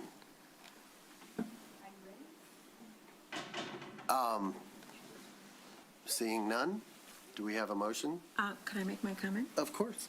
Thank you. So I just want to note that moving forward to the planning board is a significant investment in time and money, because what the requirements that are required to go in front of the planning board, you would have to hire an architect, you have to have plans. It is a significant investment on your behalf. And so I just want to make sure that it seems from the tone of the commission that, given the width of the sidewalk and the fact that we believe that the intent of the bistro ordinance was to create opportunities to activate the streetscape in town, and that is probably not a location that needs further activation. It seems like extremely unlikely that this commission, even should you get past the planning board, would ever approve a solution where your outdoor dining is in a parking spot. And so the only solution that has been identified at this point is to reconstruct the front of your restaurant to do the Dick O'Dow solution to build inside. And so you should be very clear about whether that's an expense you're willing to undertake, should we move you forward, because I don't believe there's any support, given the geography, for eliminating, the requirement for outdoor dining, because that is the basis of the bistro license, or for putting another parking platform, whether it's in front of yours or Caruso. That street is saturated. There's the Origins Dicko Dow's is already an unfortunate pain point that we hear about, and it may or may not be fair that somebody who was first to the table got it and you guys are second. But so just you're very clear on that an outdoor dining platform in a parking space is likely not a solution for you, and so that it would have to be something that is going to frankly be expensive, and you'd have to decide whether it's worth it. Thank you. Excellent. Motion? Can we do them separately? I guess we could, I think these folks would like to go home. That's fine. So yes, I would say if it's legal, let's do a motion. I'd be happy to make a motion and send these good people home. I'd like to make a motion adopting a resolution to move forward with the bistro application for Toyota. Help me with the pronunciation? Toyota. Yes. Okay. And permit each bistro permit the bistro to submit an application for special land use permit, final site plan, and design review to the planning board for review and recommendation. Second? Any second? I'll second it. Can I second it? You can. I'll second it. Can we give Snap a chance to talk? Well, they're going to come. We're going to do them. Okay. That's why they're separated. We're separated. Okay. All right. Is there any comment from commissioners on the motion? Any comment from the public on the motion? Anyone online use the raise your hand function? I see none. I think we can do this by a voice vote. All those in favor? Aye. Aye. All those opposed? 4-3. You've moved forward. Congratulations. Thank you. You have the correct Yep. vote tally? Okay. Now, let's move on to discussing. Nick, do you feel like you've already covered the other restaurant or Snap Taco, or do you have more to say to us about that one? I wouldn't have more to say. I think Okay, it'd be more then valuable let's to hear get from them. the Snap Taco people up here. Commissioner Host, yes. Yeah, I'd like to ask Nick a question. Sure. Has the commission ever given a variance on a bistro? That would be the BZA. Right. I don't question. believe so. I don't think so. Okay. So do any commissioners have any questions for Snap Taco? So this question may be for Jana, for you, or you, Nick. That's the way I used to walk to work every morning, and when there was nothing there, you could end up in the street anyway. We're talking about where? Snap, where Snap is going. I don't follow you. So that's the way I used to walk to work every single morning. Mm-hmm. Down Old Woodward to Maple, turn left on Maple and shoot down. With nothing currently there,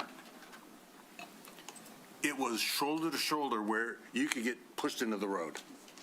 People going to Starbucks to get their morning coffee. I mean, it is bumper to bumper there. On the sidewalk. A sidewalk on a pedestrian side. Okay.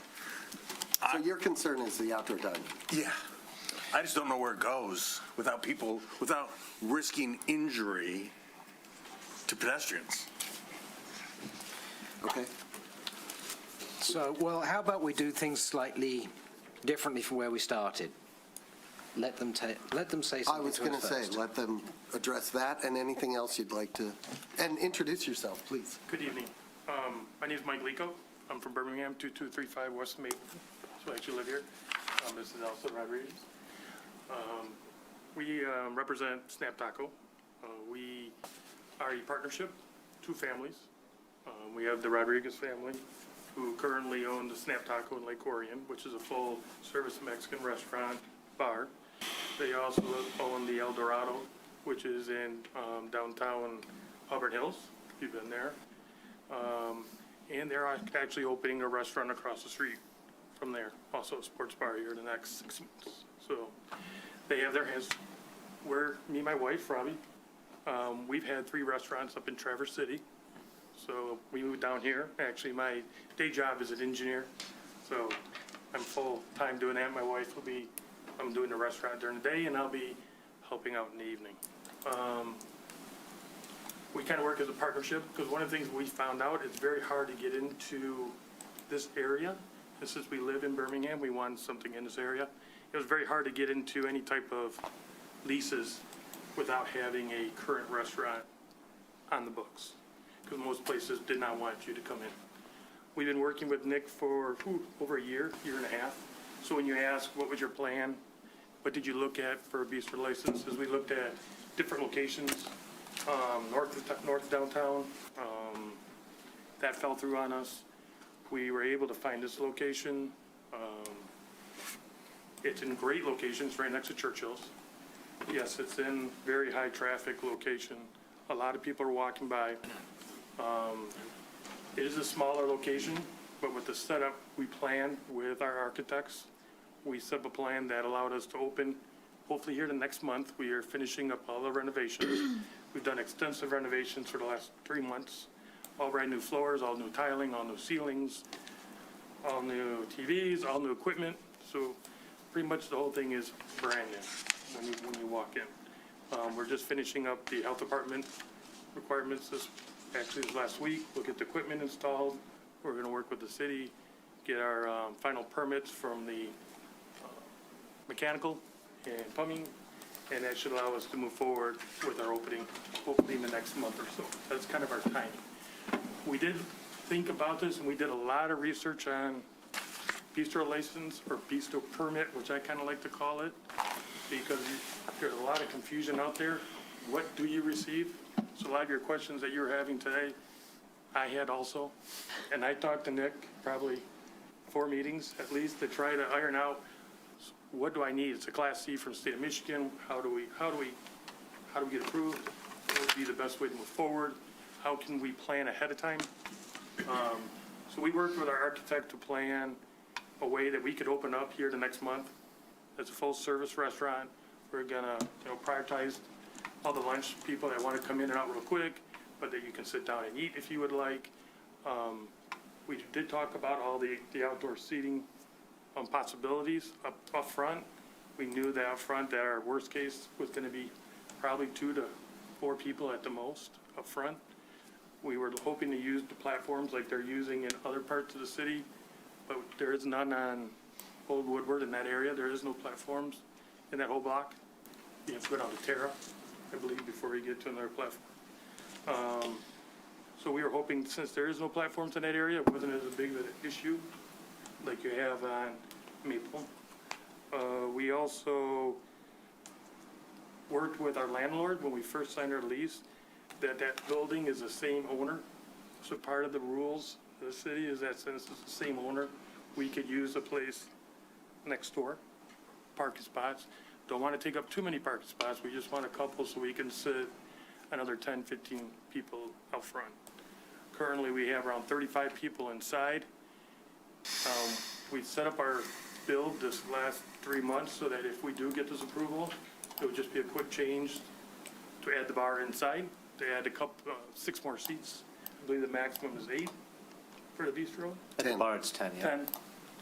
So we're probably at about 6 to 7 seats. We already got those designs completed and figured out, and that's part of our package. So we did a lot of planning ahead of time to make sure that we had our worst case, which was 2, best case maybe 15 or 16 out on a deck. And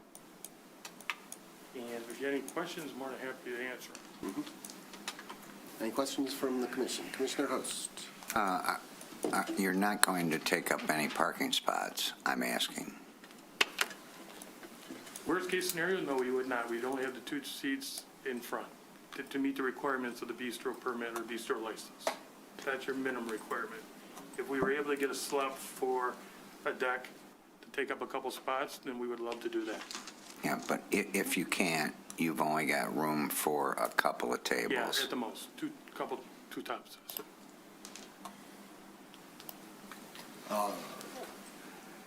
Commissioner Haig had his hand up. Okay, Commissioner. Oh, so excited about the concept of your restaurant. I think it's great. You are an extraordinarily challenged physical location. Your building is only 16 feet wide, but at least 7 feet of that is taken up by the two entrances. So you have, I don't know, Nick, I can't, whether that's 5 or 8 feet across the front, where they could actually put a table. Plus or minus. Yeah, so that's one table with 2 seats, which again, does not perhaps meet the spirit of the bistro ordinance. It's also a part of town which really doesn't require any activation from the, for what the bistro ordinance was intended to do when it was developed.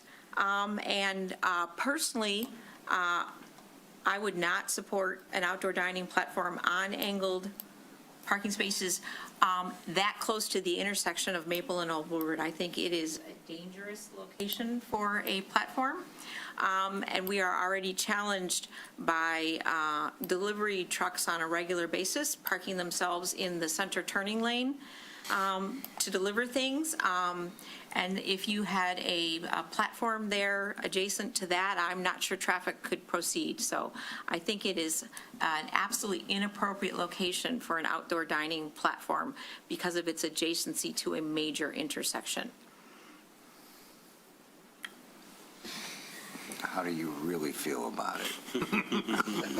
So if I also may, it's going to feel like piling it on, but I think she's really hit the nail on the head really well. Concept, sign me up, honestly. But on the plan that we have in front of us, there are only 24 seats in there. There's not even over 30. There's 24 on this. Now, I was sitting counting. I can get it slightly higher if along the wall adjacent to the stairs for the second entrance for the upstairs, you could get 1, 2, 3, 4, 5, 6, maybe 7 more seats in there. So where you see the two tops, there's a bench there that goes along that whole wall. So there was 4, 8, 16, 20, 24, 26. So you're looking at back-to-back benches instead of two tops. There's a bench against that whole stairwell. It's the whole booth down the whole lane. Then we have high tops going in front of that. And then you have the chairs that you see sitting there. So you have there 4, 8, 12, 22 seats. All right. So you got 30 So seats you without could the get bar. about 30 without the bar, but the bar, there's only 5 seats because of the width. Here, we can wrap it around, because we actually, right here, you'll see there's a waitress station type pop that will go away when we go to the full-service bar, because we'll be going to more of a sit-down type of restaurant. So we were looking at possibly adding some of the two tops along the wall there, adjacent to the basement entrance. You're being creative with space, and I really appreciate that. There's other options too. There is a full basement in this place. It's not part of our lease right now. To move the back fridge and freezer downstairs, and then allow us to move the kitchen back and give us more seating area. But we didn't go to that one right now. That's a plan B, because when I didn't get approval from the health department to move the stuff down into the basement, we were trying to make this change once we go from what we were going to open here next month to the bar as short of a time as possible and be open by next summer. So that's why we were kind of doing this change here first. If we were able to do a plan B where we could do some other things, we have those open and we're talking.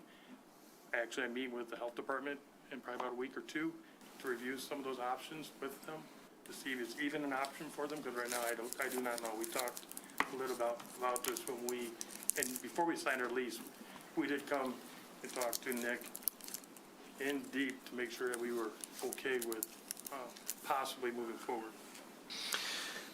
What you've basically, because I haven't quite finished, what you've basically brought to us is you're not ready. You're ready for food, but you're not ready for the next step because you've got ideas, but you haven't really explored them enough. Because as my colleague said, and I said right at the beginning, I went and sat in front of both locations just to get a feel for it. And quite frankly, everything she said about the location, everything my colleague next to me said about being able to walk it in the morning to get to work, at lunchtime, what have you, you have 0 options for outdoor seating. why do I want to give out a bistro with 0 outdoor dining? It doesn't even follow the intent. Now, yeah, maybe you can get a two-top. I can pencil whip stuff too. It doesn't mean it's worth it. You're an engineer. You know exactly what I'm talking about. I think you have a terrific dining concept. I'm looking forward to it. Like Nick, you signed me up straight away. But I do not see the streetscape supporting this at all. It is not a safe place to be doing this, in my opinion. She's given reasons why. We have extremely challenged traffic up and down there with not just delivery trucks, but also Uber Eats and everyone else decide it's their right to park. I've seen them park in the roadway and run in and just stop traffic.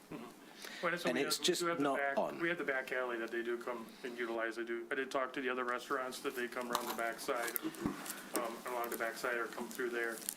I guess one of my concerns or questions, I understand your concerns, of course, but as a person who drives West Maple every single day, because I drive from my house to Cummins every single day, back and forth, and I understand your concerns with the traffic and with platforms, but the current platforms that are in West Maple are right along Maple. Did we sound happy? Not saying, I know, I'm just trying to understand the But expectations. also, you're looking at angled parking versus parallel parking, which changes the dynamics of how this works, because so the sight lines for someone backing out adjacent to you, there is no sight line. And if there's a delivery truck parked there, there's no leeway for error. So we don't really have a lot of space. I'm afraid it's harsh and it feels like I'm piling it on. I hate to do that, but I'm absolutely on board with my colleague over here that I don't think this is right, and I cannot support putting a deck in a parking spot there. On top of the fact that this is the most in-demand. Maple and Old Woodward in this area is the most in-demand parking we have. The colleague over there, Kozlowski, Mr. Kozlowski, he just came off the APC, the Advisory Parking Committee. He can probably tell you chapter and verse as to what we have for parking issues because he's lived it for years. This is a really big deal. We hear all ends of earache from people about there's no parking. We just left the city. We didn't even bother stopping to do our shopping. If we can't park there, we're gone, even though we've got decks with thousands of spots. But Commissioner, I have a question for you. I'm there. I have a question for you. You're eager to eat the food. Would you like to have a beer with it?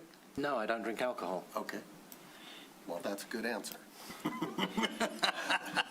I think you may be barking up a tree here. I do have a couple questions for you. One is, what are the 3 restaurants you own in Traverse City? Robbie's Taqueria TC Mexicana, Robbie's Mexican and Spanish cuisine, so we're by the airport. Okay. That served around 300 people. Okay. There's an argument to be made. I'm addressing my fellow commissioners here, that, a bistro without outdoor dining might make sense in a case like this, if we felt that the concept, demanded a little cerveza with your tacos, right? But we don't have a law for that, unfortunately. Someone would either have to petition for it, or the commission would have to agree to direct staff to draft a new ordinance that would allow it. We don't have it right now. You're free to go out and get a Class C license from, are there any available in town, our quota? Under. I don't know the answer to that right now. You'd have to contact an attorney who specializes in, you may already know. That's the way I see it. I don't see a legal way for them to do what we think probably ought to be done. I think most of us think outdoor dining is a non-starter here. Commissioner Long? Platform, I'm not in favor of, not in that area, not with the angled parking, for the reasons that have already been mentioned. You mentioned that the landlord owns both your establishment, or the building anyway, and Faraday? Yes, Have you talked to Faraday? a little bit. But again, that was for the platform reason. What the initial thought was that we would take just a couple spots for the platform, but The only way, I mean, you don't have room in front of your place. You just don't. It would be an impediment. The only way I see it is in front of their window, to fit 2 round tables and 2 chairs in front of their table, and put, some type of fence around it like Churchill's has, just in that one little area. It kind of clears the planter. So you've got the planter in front, which is also making it narrow as well. So you got a lot of going against you. The only way I could possibly see it is if you put it in front of Faherty, and I'm not so sure that they would want their storefronts with their clothing To be obscured. obscured. Yes. So I don't see it. I don't see it for tonight. I think that that's your only option, and I think that you would maybe need to come back, and I'm not even saying that that would fly, but that's the only thing I see. You're just in a very challenged location. It's not just the area. It's not just the surrounding area. It's that, but it's also, I mean, the storefront. I mean, you've got another entrance. Doors and a window. Two doors, and you've got two doors and a window, and I don't see it to try and think outside the box to say, okay, let's take out, if you didn't have that other doorway there, again, go inward and put two tables, but that just, it's not going to fit in that area. So I just don't see it for The only tonight. other option is make Churchill's your partner. Met them, they're very friendly. Do rooftops qualify for outdoor dining? They do. They do. We did talk about. Did you think about the rooftop? I don't know if there's access to the rooftop. I mean, Just inside. thinking outside the box here. I think we need to come to some conclusion on this, Kevin. I'll try to keep it short. Commissioner Kevin? Yes. Yeah, first off, thank you for taking the time to come this evening. Yeah, I mean, I do tend to agree with, about the dining decks and stuff, but I'm sort of, I feel like what I'm trying to get at is, I'm sure more confused than you were about some of the bistro license stuff, and just trying to figure out exactly what we are trying to achieve, why we are trying to achieve it, so that, there's a lot of creative thinking going on. Can you go up on the roof? Can you move your windows in? And it feels like we're asking our businesses to tie themselves into knots to figure out some way to qualify for this ordinance. Like, if we told you, well, if you can squeeze a couple high tops out there, that's fine. Would you take that deal? Yes. Yeah, so that's why I feel like maybe this is, and I kind of wish the Teuda people were here to hear this. Is this an us problem? Is this our ordinance is being too strict and we're trying to find all these clever ways to subvert our own ordinance here? Or is the ordinance, we like it the way that it is and we should enforce it relatively rigorously, in which case we'd say, well, two high tops is not in the spirit of the ordinance and we're not going to do it. Right? I feel like that's kind of the question that is bubbling in my mind, is what exactly are we trying to achieve here? Do we want people to just be able to get a beer with their taco? Maybe we do, in which case maybe it's us who need to rethink what we're doing here more than, can you do a bunch of reconstruction work on the physical location to, make it qualify for the bistro ordinance? So that's kind of my thinking about this. I raised my hand, I'll call on myself. There are at least a couple of people who were around when the bistro ordinance was passed, when it was, I personally advocated for it. I can tell you that the initial thought was all the restaurants are big, all the liquor license are costing $750,000 back in 2004, 2005, and we need some smaller restaurants. We saw it as an opportunity to activate the streets, but I think it has been presented in some quarters as if that was a primary reason for doing them. And from my perspective, it was not a primary reason. It was, wow, we can allow some smaller restaurants and get this great benefit of also activating the streetscape. And, you had, after that, you had people who didn't have liquor wanting outdoor dining. And so it really evolved, and it was great. But I can tell you that the initial intent was we just have these giant restaurants that are paying huge amounts of money for a liquor license. We don't have the kind of restaurants we as residents really want. And it was residents who put the pressure on the city commission. 3 different votes to get to the point where they would do this. And it was because we wanted smaller restaurants and more variety. It wasn't necessarily because we wanted outdoor dining. But we built it into it, and we haven't changed it since. It served us pretty well.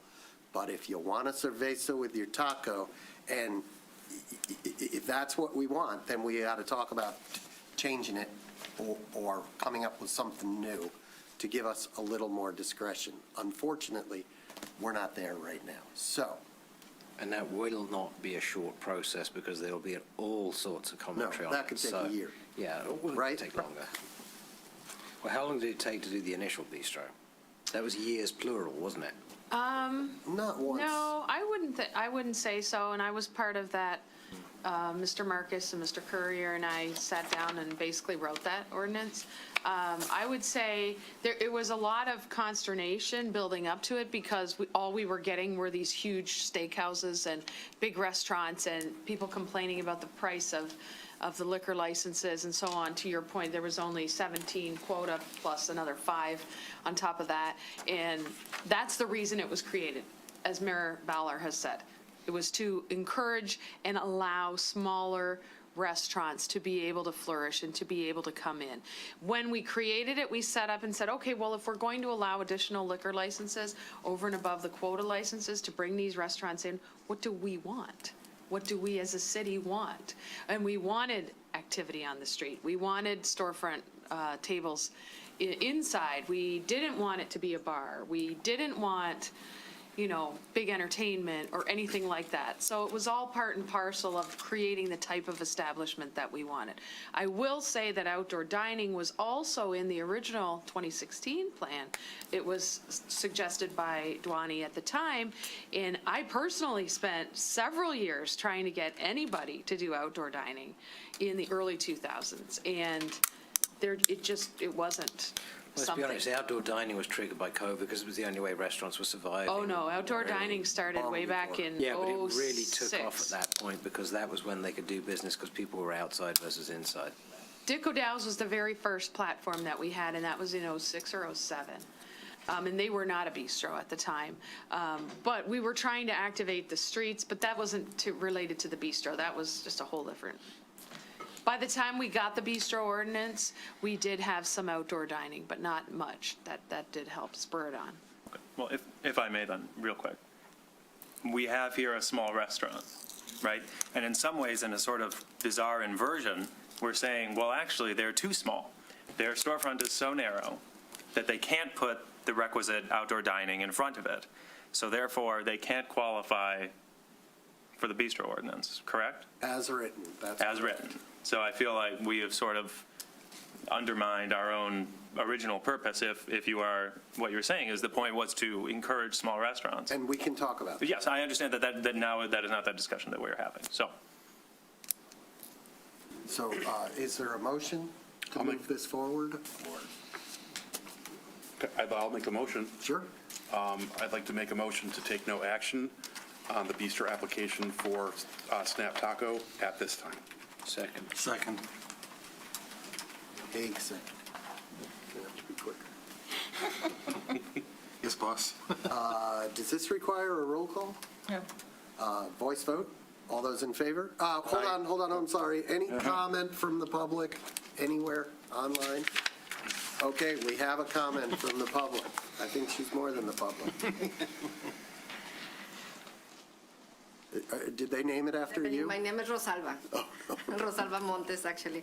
I'm part of the business owner, and let me explain why this is my dream is right here. Because when I was living in Traverse City for 15 years, all the people before visiting in my restaurant, they said, you should open in Birmingham. You should open a restaurant over there. We don't have nothing like that. And and all the time, because I'm walking, just passed away my little mini Pomeranian, and I'm all the time walking in my area. I'm every single day walking in the streets looking for my place, for my restaurant. And I tried, and he knows Nick, when I tried in the old Woodward, but by the Lux, beside the Cafe Suco, and they said, no, because I'm new in the area and all the stuff. So finally, when I find out the other one, the place, I was thinking for me, maybe this is a good spot for not to take the boutique, the Faherty, just take maybe the spot, the the parking spot, or because I'm all the time I'm creative, ¿cómo se dice creativa? Creative or whatever. And I'm thinking, okay, maybe a garage door. Open a garage door in the front. Because I really like the people enjoy not like the traditional taco, like they think it's a traditional. No, I'm opening a cuisine like from my hometown, and with Platon also, he's my partner, and we fusion the most difficult cuisine in Mexico. I'm from Guanajuato when it happened the independence, and he's from Puebla, what is the best mole. But all the time, is the people, unfortunately, the people like the margarita with the Mexican food, with a good Mexican food. It's because I'm trying. I need to explain you guys what is my idea, my intention.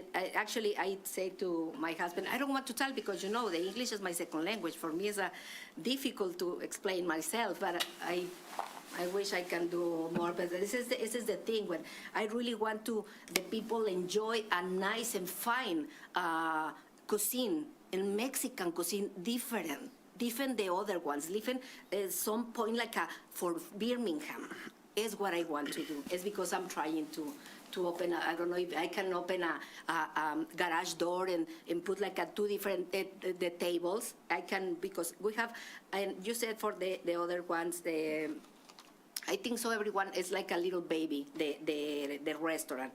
And for me, I wish you can see later my place, what work we did. Beautiful restaurant. And it's a new floor, new bench. We ordered try to decorate everything because for the ambience, what I like to bring to Birmingham. And it's a beautiful spot. If you can check, and maybe I can, like you said, I can open the garage door and put two tables, like a bistro, and be a bistro restaurant. This is what I'm telling them. Thank you. Thank you so now, much. you raise a good point, and I would, a question.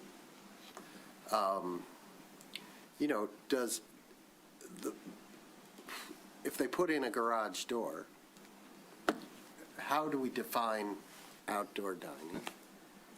Does Dick O'Dow's, what they've done there, does that qualify as outdoor dining? Because it's sort of within their space. Does Zana qualify? Would it, theoretically? Neither one are bistros. But, well, they pulled the front what wall is, back. what is, could that, this is a legal question, could a garage door qualify as because it's only, we'd have to require that it be open the same period of time that we require outdoor dining, right? From March, April to April October. 15th, and we don't require it the entire time frame. Everybody always wants it the entire time frame. We don't require it the whole time. We don't require it the entire So time. that's a legal question. That's I a don't think we question will- that hasn't been asked or answered yet. To be honest, I don't think it's a legal question. I think that I think this is a question of interpretation of the zoning ordinance for the BZA. Is the full accessibility, bringing the air, making this outdoor dining? I think that's an interpretation question proper for the BZA. For the BZA or for the building official first? Well, it's two stages. First, it would go to the building official for an official interpretation. Generally, there would be a discussion between legal, planning, and building in coming up with that interpretation, and then if they wish to appeal it, they can appeal it to the Board of Zoning Appeals. Okay. Are you listening? Yes, I have a question. Are you listening? Yes, I am. Okay. What's your question? You stated that Zana is a bistro license? No. No. Oh, okay, I'm sorry. No. So that question hasn't really been asked, and outdoor dining is not specifically defined in the zoning ordinance right now. So if we deny it tonight, That's my question. without prejudice, without prejudice? Well, can I ask that question? Yeah. So if we deny it tonight, can they go back to the drawing board, so to speak, meet with the BZA, get an answer to that question, and come back this year? Or should we, if they're interested in doing that, table this and allow them an opportunity to go do that. I would say you probably want to table it if you want to allow them to come back, because the way the ordinance is written, otherwise they would have to wait until April. Okay. Which they could do, depending on what you want them to do. Right. But if you, but gonna really, wanna you only open have the twice door. a year to apply for these licenses, October and April. April, okay. Would you want to withdraw? I would like to withdraw my motion, and if I may. Somebody second it? I did. Commissioner Haig? Are you okay with that? I'm just looking up the legal definition of outdoor dining right now, and one of the things says that regulations often state that outdoor dining areas should not have fixed walls, but may include removable barriers, fencing, or overhead coverings like umbrellas or awnings. Public access, a crucial legal requirement, as the area must maintain a clear, unobstructed path for pedestrian and emergency Is this vehicle Birmingham access. law? No. I'm just looking up just general legal Yeah, okay, definitions, well, so I can learn, because Okay, but you're right now, questioning, I we're want to figure it out. discussing whether you're going to withdraw your second. I know, and I'm trying to figure out whether I want to based off the definition of outdoor. But I believe the motion was take no action. So if you're taking no action, you're not approving nor denying. Yeah. Oh, okay. So the motion was take no action, So, and do that's nothing. equivalent to tabling? I don't think it's equivalent to tabling. I But think it's it's not taking no denying. action. It's taking But no it wouldn't action. preclude them from coming back. Okay. Before April? Yeah, I don't know about Yeah, I think that. you'd want to make another motion. Tonight? Yeah, can they do that? Because it's to take no action. Right now. Right. Tonight, taking no action is like taking no action. And this all, is the landlord going to allow them to change the front of the building to make it a garage door? Is that so? Yes, we already had that laid out. We already talked to Nick, because we had to do a slut for that, because it is a historical building, but since the building has a new design, that was thought should not be an issue. We already reviewed that Okay. as a thing that we wanted to do, but first was to get open. Second was to come here and do the slut for the bistro Okay. permit, and then the slut for the garage door. Thank you. We could, if Commissioner Haig does not want to withdraw his second, we could vote on this one, and if we want to say no, and then we could have a second motion. What's the alternative motion that you're proposing? Table it. Table it. Which is the same as taking no action. No. I don't understand the purpose of tabling. Tabling is. They want to give them an opportunity to go find out this information and come back prior to April. Without Yeah, waiting for the if next that's- And round. if that's not a possibility, then there's no reason to do that. They could come back in April. I'm saying. They can come back any time if we're not taking any That's action my- right now. that's That's my- my that's my interpretation of interpret- taking no action tonight. I think That's not really what I would interpret as the ordinance that or the resolution that the commission took years ago that said you can only come in October and April. Right. And you can only come in April if we didn't take all of them in October. Right. So I think what you're asking is how to get them back before April. Right. I would suggest that your best bet, based on that prior resolution, would be to make a motion to let them come back in however long. We still have a motion and a table second, it. so unless Table the it. seconder wants to withdraw. If that's how everybody wants to do it, I can withdraw. Postpone. So the motion and second has been withdrawn, and now do I have a proper motion, which should say explicitly they can come back, or just table it? I don't think tabling is the way to go personally. Now I understand where you're trying to go. You could try postponing to a date certain and give that 60 days, 2 meetings, 3 meetings. If it has to be postponed again, you can do that. This is not like a public hearing where you have notice issues. May I So I ask a think question? that's a better way to go. Sure. If we gave you 60 days, would that be enough time? Sure. I just like to understand what the expectation from your perspective is, so I could. Our expectation is that you would go to the building official, who is charged with interpreting our zoning ordinance, Okay. and ask him whether a garage door qualifies as outdoor dining. Okay.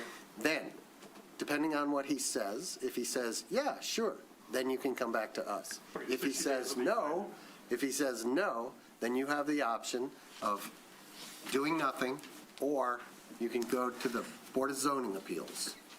They are a quasi-judicial board that meets here, and they will hear your case, and they will either grant you a variance or not. Okay. Thank you for your help, I appreciate it. It wouldn't be a variance, it'd be an interpretation of what An appeal. outdoor They could is. It would be an sorry, appeal yes. of the interpretation. Keep in mind, BZA serves two functions. got it. One for variance, one for interpretation. Okay. They rarely do the interpretation. Rarely. Correct? It's not very common. So, Thank you so much. I appreciate May I your make a help, but motion? Birmingham going to have the best. go ahead. We just need to get this business done. I would like to make a motion to postpone the hearing on this particular issue until the next meeting, that is 60 days from today's date. Second. Okay. All those in favor? Aye. Aye. Opposed? Unanimous. Thank you very much, appreciate it. We got you a little bit of the way. Okay. We move on to customer service standards, a resolution to adopt the proposed customer service standards for the city. Assistant City Manager. Already up there. It's already there. I trust that we have all read the report, correct? Okay. So, we've all read the report. Okay, Very good report. thank you. Is there anything you'd like to add to the report? I just want to make it clear that from researching customer service standards, that it's not widely used in Michigan yet, so we'd be kind of a leading edge amongst our neighbors, but it is pretty popular with municipalities in Canada, and there's a couple around the U.S. who are doing it as well. The main idea is to get everyone on the same page, the commission, the public, the staff, all on the same page of what is expected of us as we interact with the public, as we do all day, every day. And I would probably identify two main themes. The first one being making sure that people feel respected and listened to as the first theme of any of the examples that I read or provided. And then the second theme is the follow-up to that, response time. Like, give a clear standard for when you can expect to hear a call back. So what I had proposed in the draft is 1 day for phone calls or voicemails and 2 days for electronic communications, with the acknowledgement that oftentimes people bring pretty complex issues to us, and that what we may be doing is making an initial touching base with a person to kind of flesh out what their concern is, let them know that we're working on it, tell them the steps that we're working on it, and that a longer answer may be provided later. If you choose to go in this direction, I would propose that, much like these posters, that our communications team would design, maybe not quite so large, but a simple one-page document that could be posted around city offices and city buildings. Again, if you see it, you know it, you do it. I'm a former middle school teacher, so that is kind of ingrained in me. And then also provide some customer service training for our staff. I think most of our staff does a very good job all of the time, but it never hurts to do better. Okay, thank you. I did raise this. So part of me wants to respond right away, but part of me, as mayor says, I need to hear from other commissioners. So, Commissioner Host. The joy of this is it's putting in writing that the people who live here are our customers, and I thank you. Any other comments? Okay, so Commissioner Hagan. He was first. So I'll be quick. First of all, I You've got think to look left and right. I think this is an amazing, great work, really great work. I would just argue, even given the complexities that I understand what I'm about to say are difficult, I think we got to take the next leap. And what I mean by that is, when I buy a home, before I buy it, I want to know it's going to take these 7 steps to get my temporary or first round of approvals is going to be 14 days. And I know that goes with a whole bunch of complexities about that depends on load, that depends on current capacity, depends on a whole bunch of things. but we used to shoot 6,000 television commercials a year. We had no idea when we were going to do them. Sometimes we did 100, sometimes we did 1,000. But we always knew when they said, "What's your turnaround time?" We gave them a sheet, said, "Here it is." And there was staffing, and could we get certain actors or actresses? Could we afford the sponsor fee? So there's all sorts of variables. I would, even though I think this is amazing, I would push it harder into the probably more complex areas where people get a lot of where residents get a lot of anxiety. And that is, I just spent $2 million on a home. I want to redo my bedroom because my parents are sick and they got to move in. Didn't expect that, but I need to get it done because otherwise I'm going to have to find a home to put them in versus building an extension on my house. But if I know 14 days to get a permit, I got 90 days till I have to find a place for them to live, I'm good. Birmingham's good for me. So that would be my only comment on it, because I think it's great, a great first round, but I would just like to push it. Does that make sense? Yep. Commissioner Haig?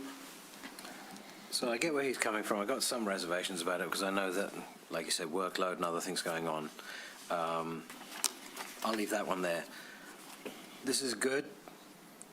One of the things I actually really like about this is it's on one page. The others were getting a bit prescriptive, and that was too much. So having it on one page really gets it to be very summarized. So this, yeah, if we literally did something like the board like that and put it up in front of the desks, outside the desks, then for step one, this is fine. I will go for this. I'll support this as written right now. Commissioner Lowe? I think that this, to agree with Commissioner Haig, I think this is an excellent first step as a general customer service standard for the city as a whole. But I think it would be good to try to move forward on more department-specific service standards as the next step. So this would be the overarching service standard, but then should there be one related to planning or building or engineering to answer those questions, which is frankly where we get a lot of complaints, and they're extraordinarily complicated. I think that that those departments could be tasked with goals to develop service standards for their departments that are specific to their needs moving forward as a next step. So related to permitting or drainage or renovations, whether it's commercial or residential.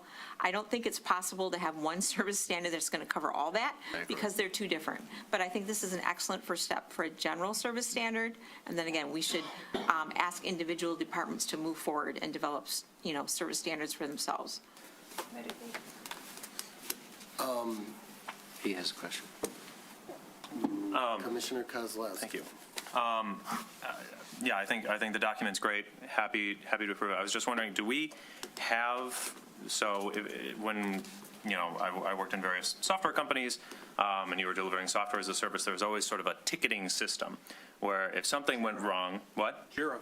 Yeah, right, something, whatever. There's a whole bunch of them out there, but the idea is that you have some piece of software, a tool, that would sort of track issues. So somebody would call and say, I have this problem, and somebody would open up a ticket, and they would assign that ticket to somebody. And maybe, the first step is, we'll follow up within 24 hours for a call, and then I'm going to assign it to somebody in engineering. And now that person in engineering has this thing, and they've got some agreement for how long they have to update the ticket and reply or defer or move it to somebody else or something.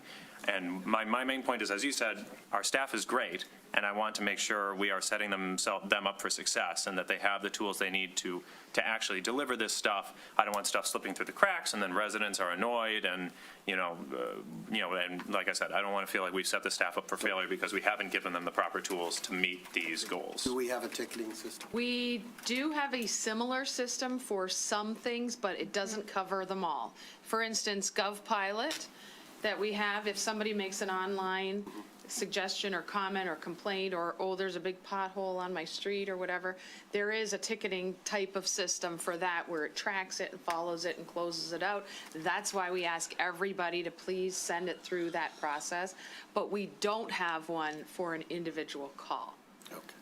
And by and large, we do not, I'm not saying this would be a good practice, but we don't like open up GovPilot tickets when somebody calls, right? We will not do that on behalf of a resident right now, or We don't, sometimes we do. sometimes we do, okay.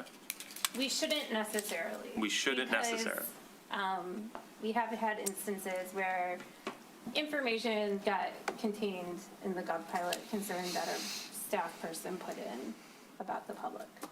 So It's public. You can go on the map and you can click see on it on the every map. one. So it's Okay. not necessarily. It's not a ticket. Okay, so it's not exactly what I'm thinking of. It's not exactly, but All it right. kind of covers it, but only for people that put it in through that. Okay, But so, it is an interesting. Why don't we just say, kind of, Bill used the name of the software. I remember looking at it years ago. I never ended up using it, but it's a Kanban process.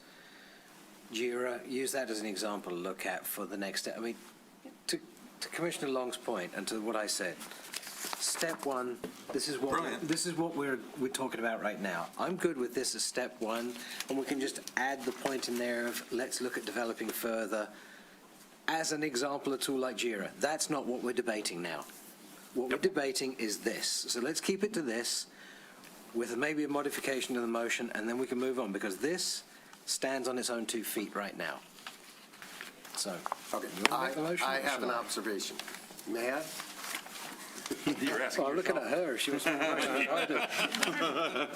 because she can make them now. Did you want to talk? No, I didn't. Okay. I think this is all about expectations, 100%.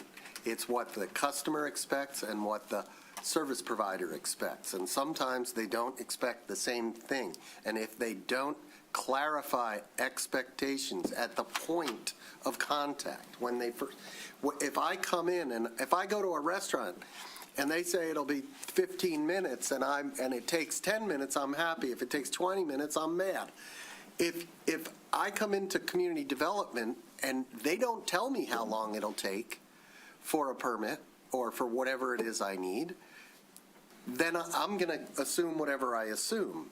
And I might not be smart enough to ask. So it's on us to set expectations and to live up to the expectations that we set. So I don't care. I mean, I do care how long it takes for a permit.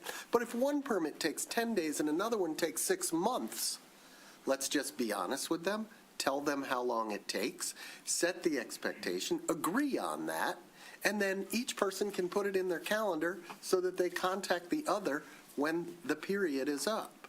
So it's all about expectations, and I would like to see a line in there that covers expectations, setting reasonable expectations and living up to them. That's very simple. And documenting them. Yes, and document, yep. In the absence of an elaborate software system, that seems to be a very simple matter.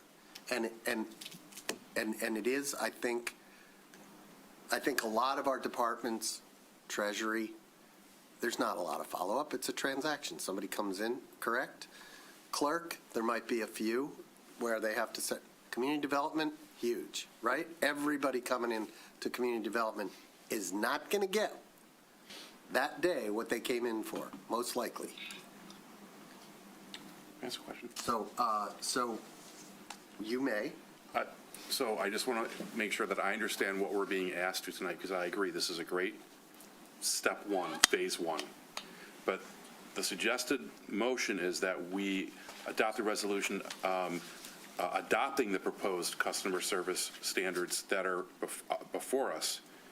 And I seem to think that there may be some of us that would want to make suggestions or modify or what have you.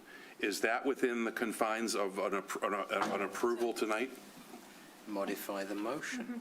I'm asking whether we need to modify the motion. That's my question. I would see, I'm happy to, personally, to support this as is, and then under, commissioner suggestions for future agendas, bring up that the next step is that we would like to have them move forward. Well, if you motion it, I'll second it, because I'm fine with approving this with the proviso that we will then work on subsequent updates, I'd like revisions. my one line in there about setting expectations and following up. Then I'm happy. And document. And document. I don't know how you operationalize setting expectations for those other departments in here, because they're all going to be different. Yeah. I could write the line, but I'm not going to. I know it can be done.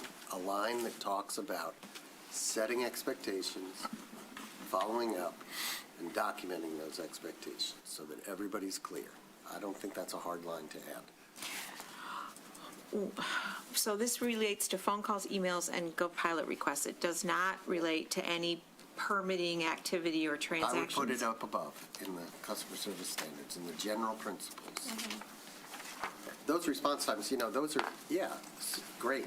And there's so much more that goes on, and we can't cover every detail. So you put it in the bullet points above. So what I'm hearing, I believe, is there's 4 bullet points under customer service standards. Then there's the 5th, follow up internally and externally to encourage or to ensure that issues are resolved. What if we put a bullet point in between bullet point 4 and 5 that says, let the resident know how long you think it will take to get back to them? Is that what you're asking for? Pretty much. And Or whatever the expectation leave is. in the bullet follow up to make sure that so you're Okay, saying so you bullet- want to provide an expectation of how long it will take? Because I'll tell you, Set and document expectations. That's pretty much all you need, those 4. No, no. Document expectations. Provide an estimate. an estimate, and that's all you can do. If we say the expectation is 3 minutes and it's 5 minutes, the expectation's failed. Set an estimate of the estimated turnaround. Yeah. Because And document it. it will change depending on workload, depending on complexity. Because, for instance, if Part of the expectation is that it's an approximation. An estimate of the estimate. time frame that it'll be to get back to you or resolve an issue or whatever, because it depends. We get all Right. kinds of calls. All kinds. Right. We can't be. And sometimes it's the fault of the customer. If the city says, I can't approve this till you provide that, And then they they never don't. provide it, Yeah. which happens. more clarity, Well, then because it that's- could be a that's an very confused expectation. request. One of the expectations is you need to provide this by next week. And then we set another expectation after that. How about, may I? Yes. How about set an estimate for an estimated turnaround time, communicate it, and document it? Provide Provide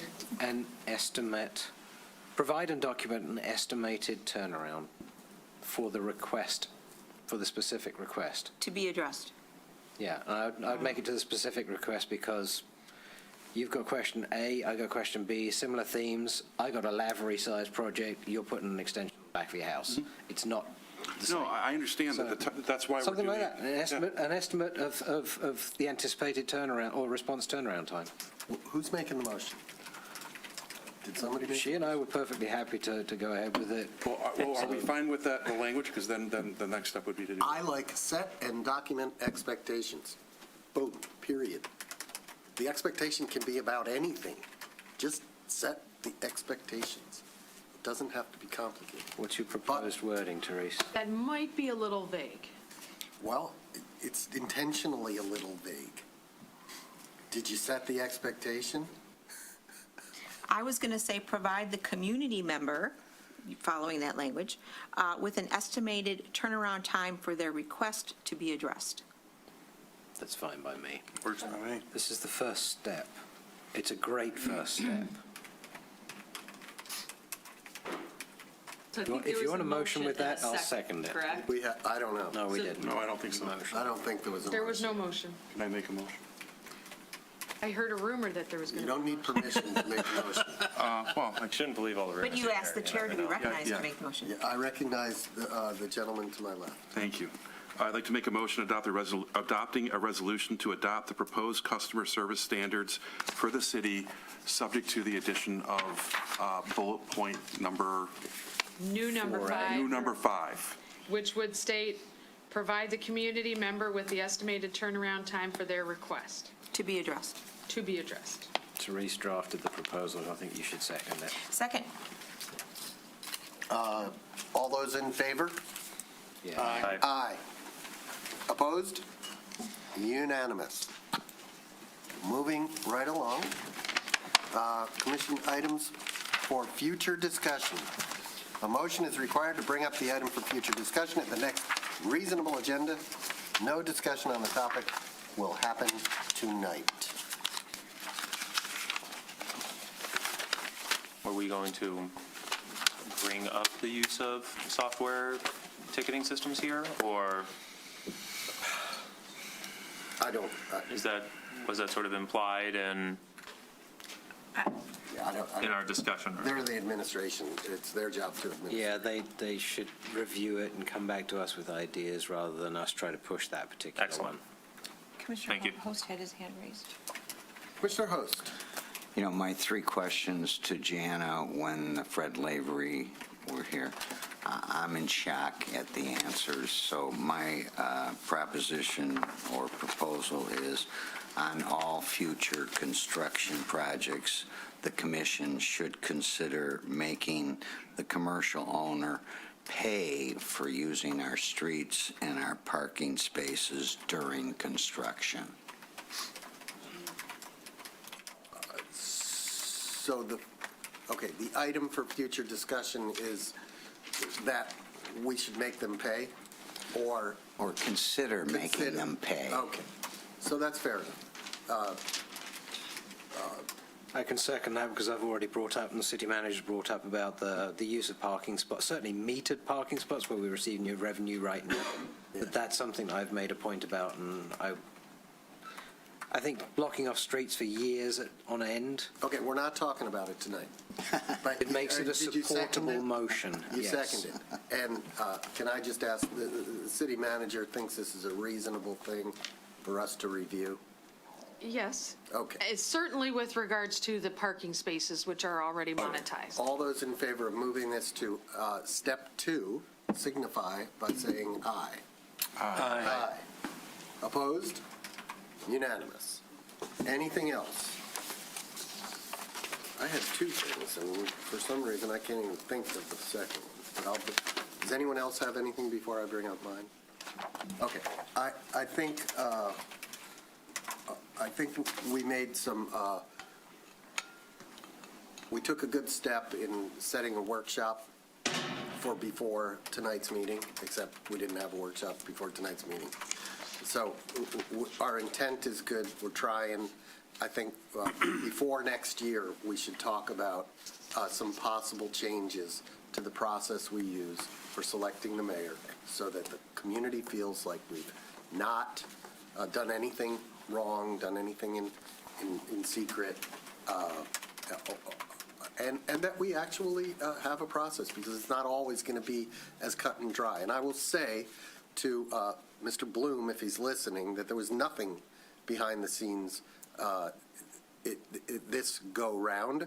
It was, I deliberately didn't, it just worked out this way because of the people and because of how it worked.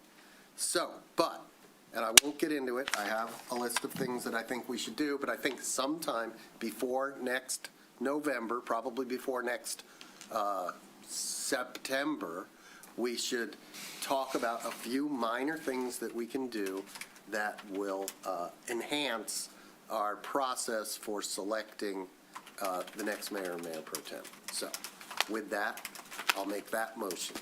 Second. All those in favor? Aye. I was going to ask for a clarification. So we're just, to discuss the process for selecting the mayor is effectively the conversation? Yes, All right. further discussion. Okay, great, passes. And since I can't remember what the other thing was. Motion second, I didn't get the full vote. It was unanimous.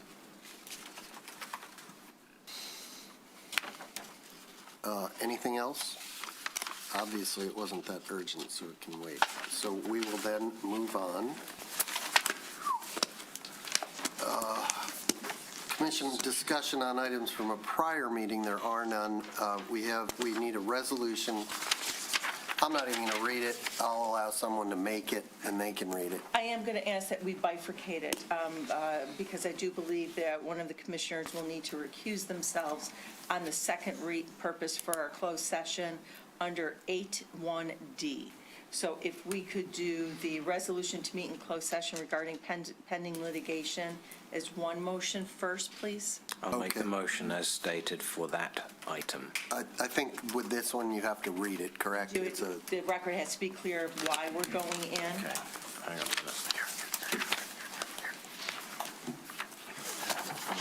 All right, hang on.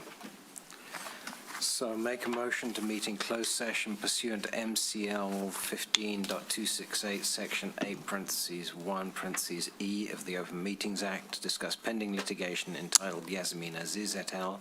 Versus City of Birmingham, Oakland County Circuit case number 2024-206496-NZ.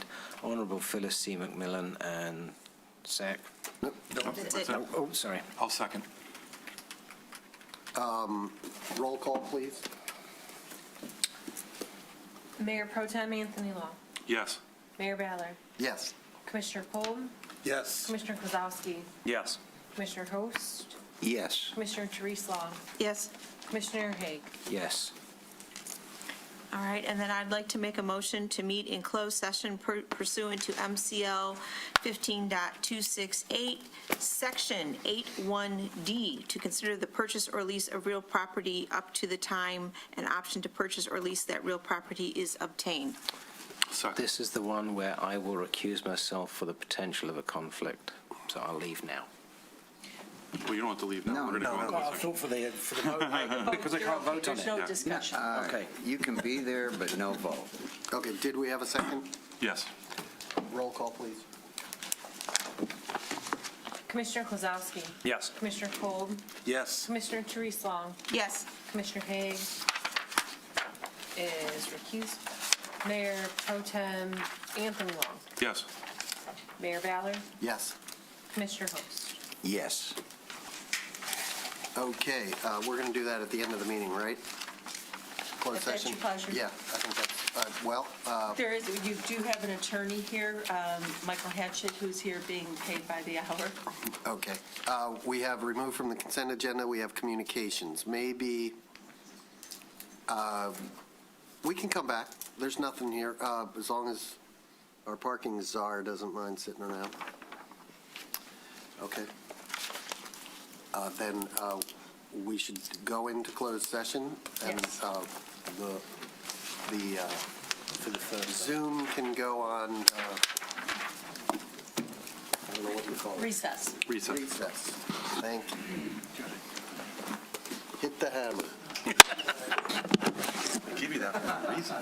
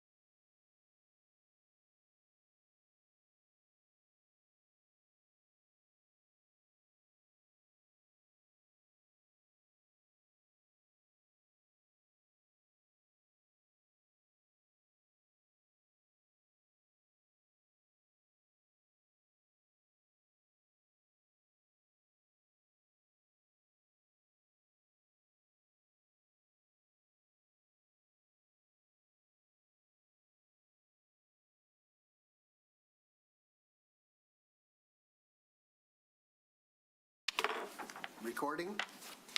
At 11:22. 11:22. Well, as soon as we start recording.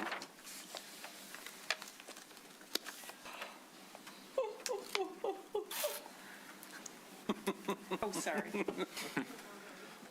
I have a terrible habit about doing that. Oh, yeah, back here I am, yeah. Oh, we're live. Come on. Okay, good, we're back. Okay, so we left off, removed from the consent agenda, communications, item 10, communication we have regarding the, Having returned from closed session, I gotcha. We're going to take care of that as soon as we get to it. We have a communication regarding the community house. Is it necessary that we handle the motion from the closed session immediately following the closed session? Usually, yes. Okay, well, thank you. Having returned from closed session, I would like, I'm going to turn the floor over to Commissioner Long, who can make a motion. I make a motion to enact a resolution authorizing the city manager to execute all necessary documents to resolve pending litigation entitled Yasemin Aziz et al. Versus the City of Birmingham, Oakland County Circuit Court, case number 2024-206496-NZ. Honorable Phyllis C. McMillan presiding. Second. Second, Commissioner Cole. Thanks for being the ref there.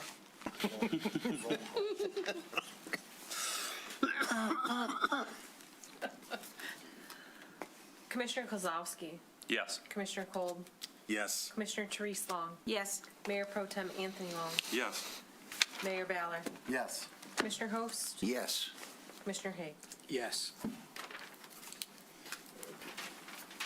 Reports, Commissioner reports. We have a notice of intention to appoint to the Board of Review.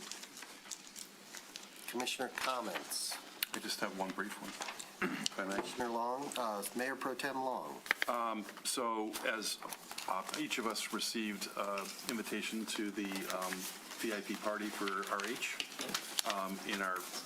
you should have received it. If you didn't, look in your spam. It came to your commissioner email.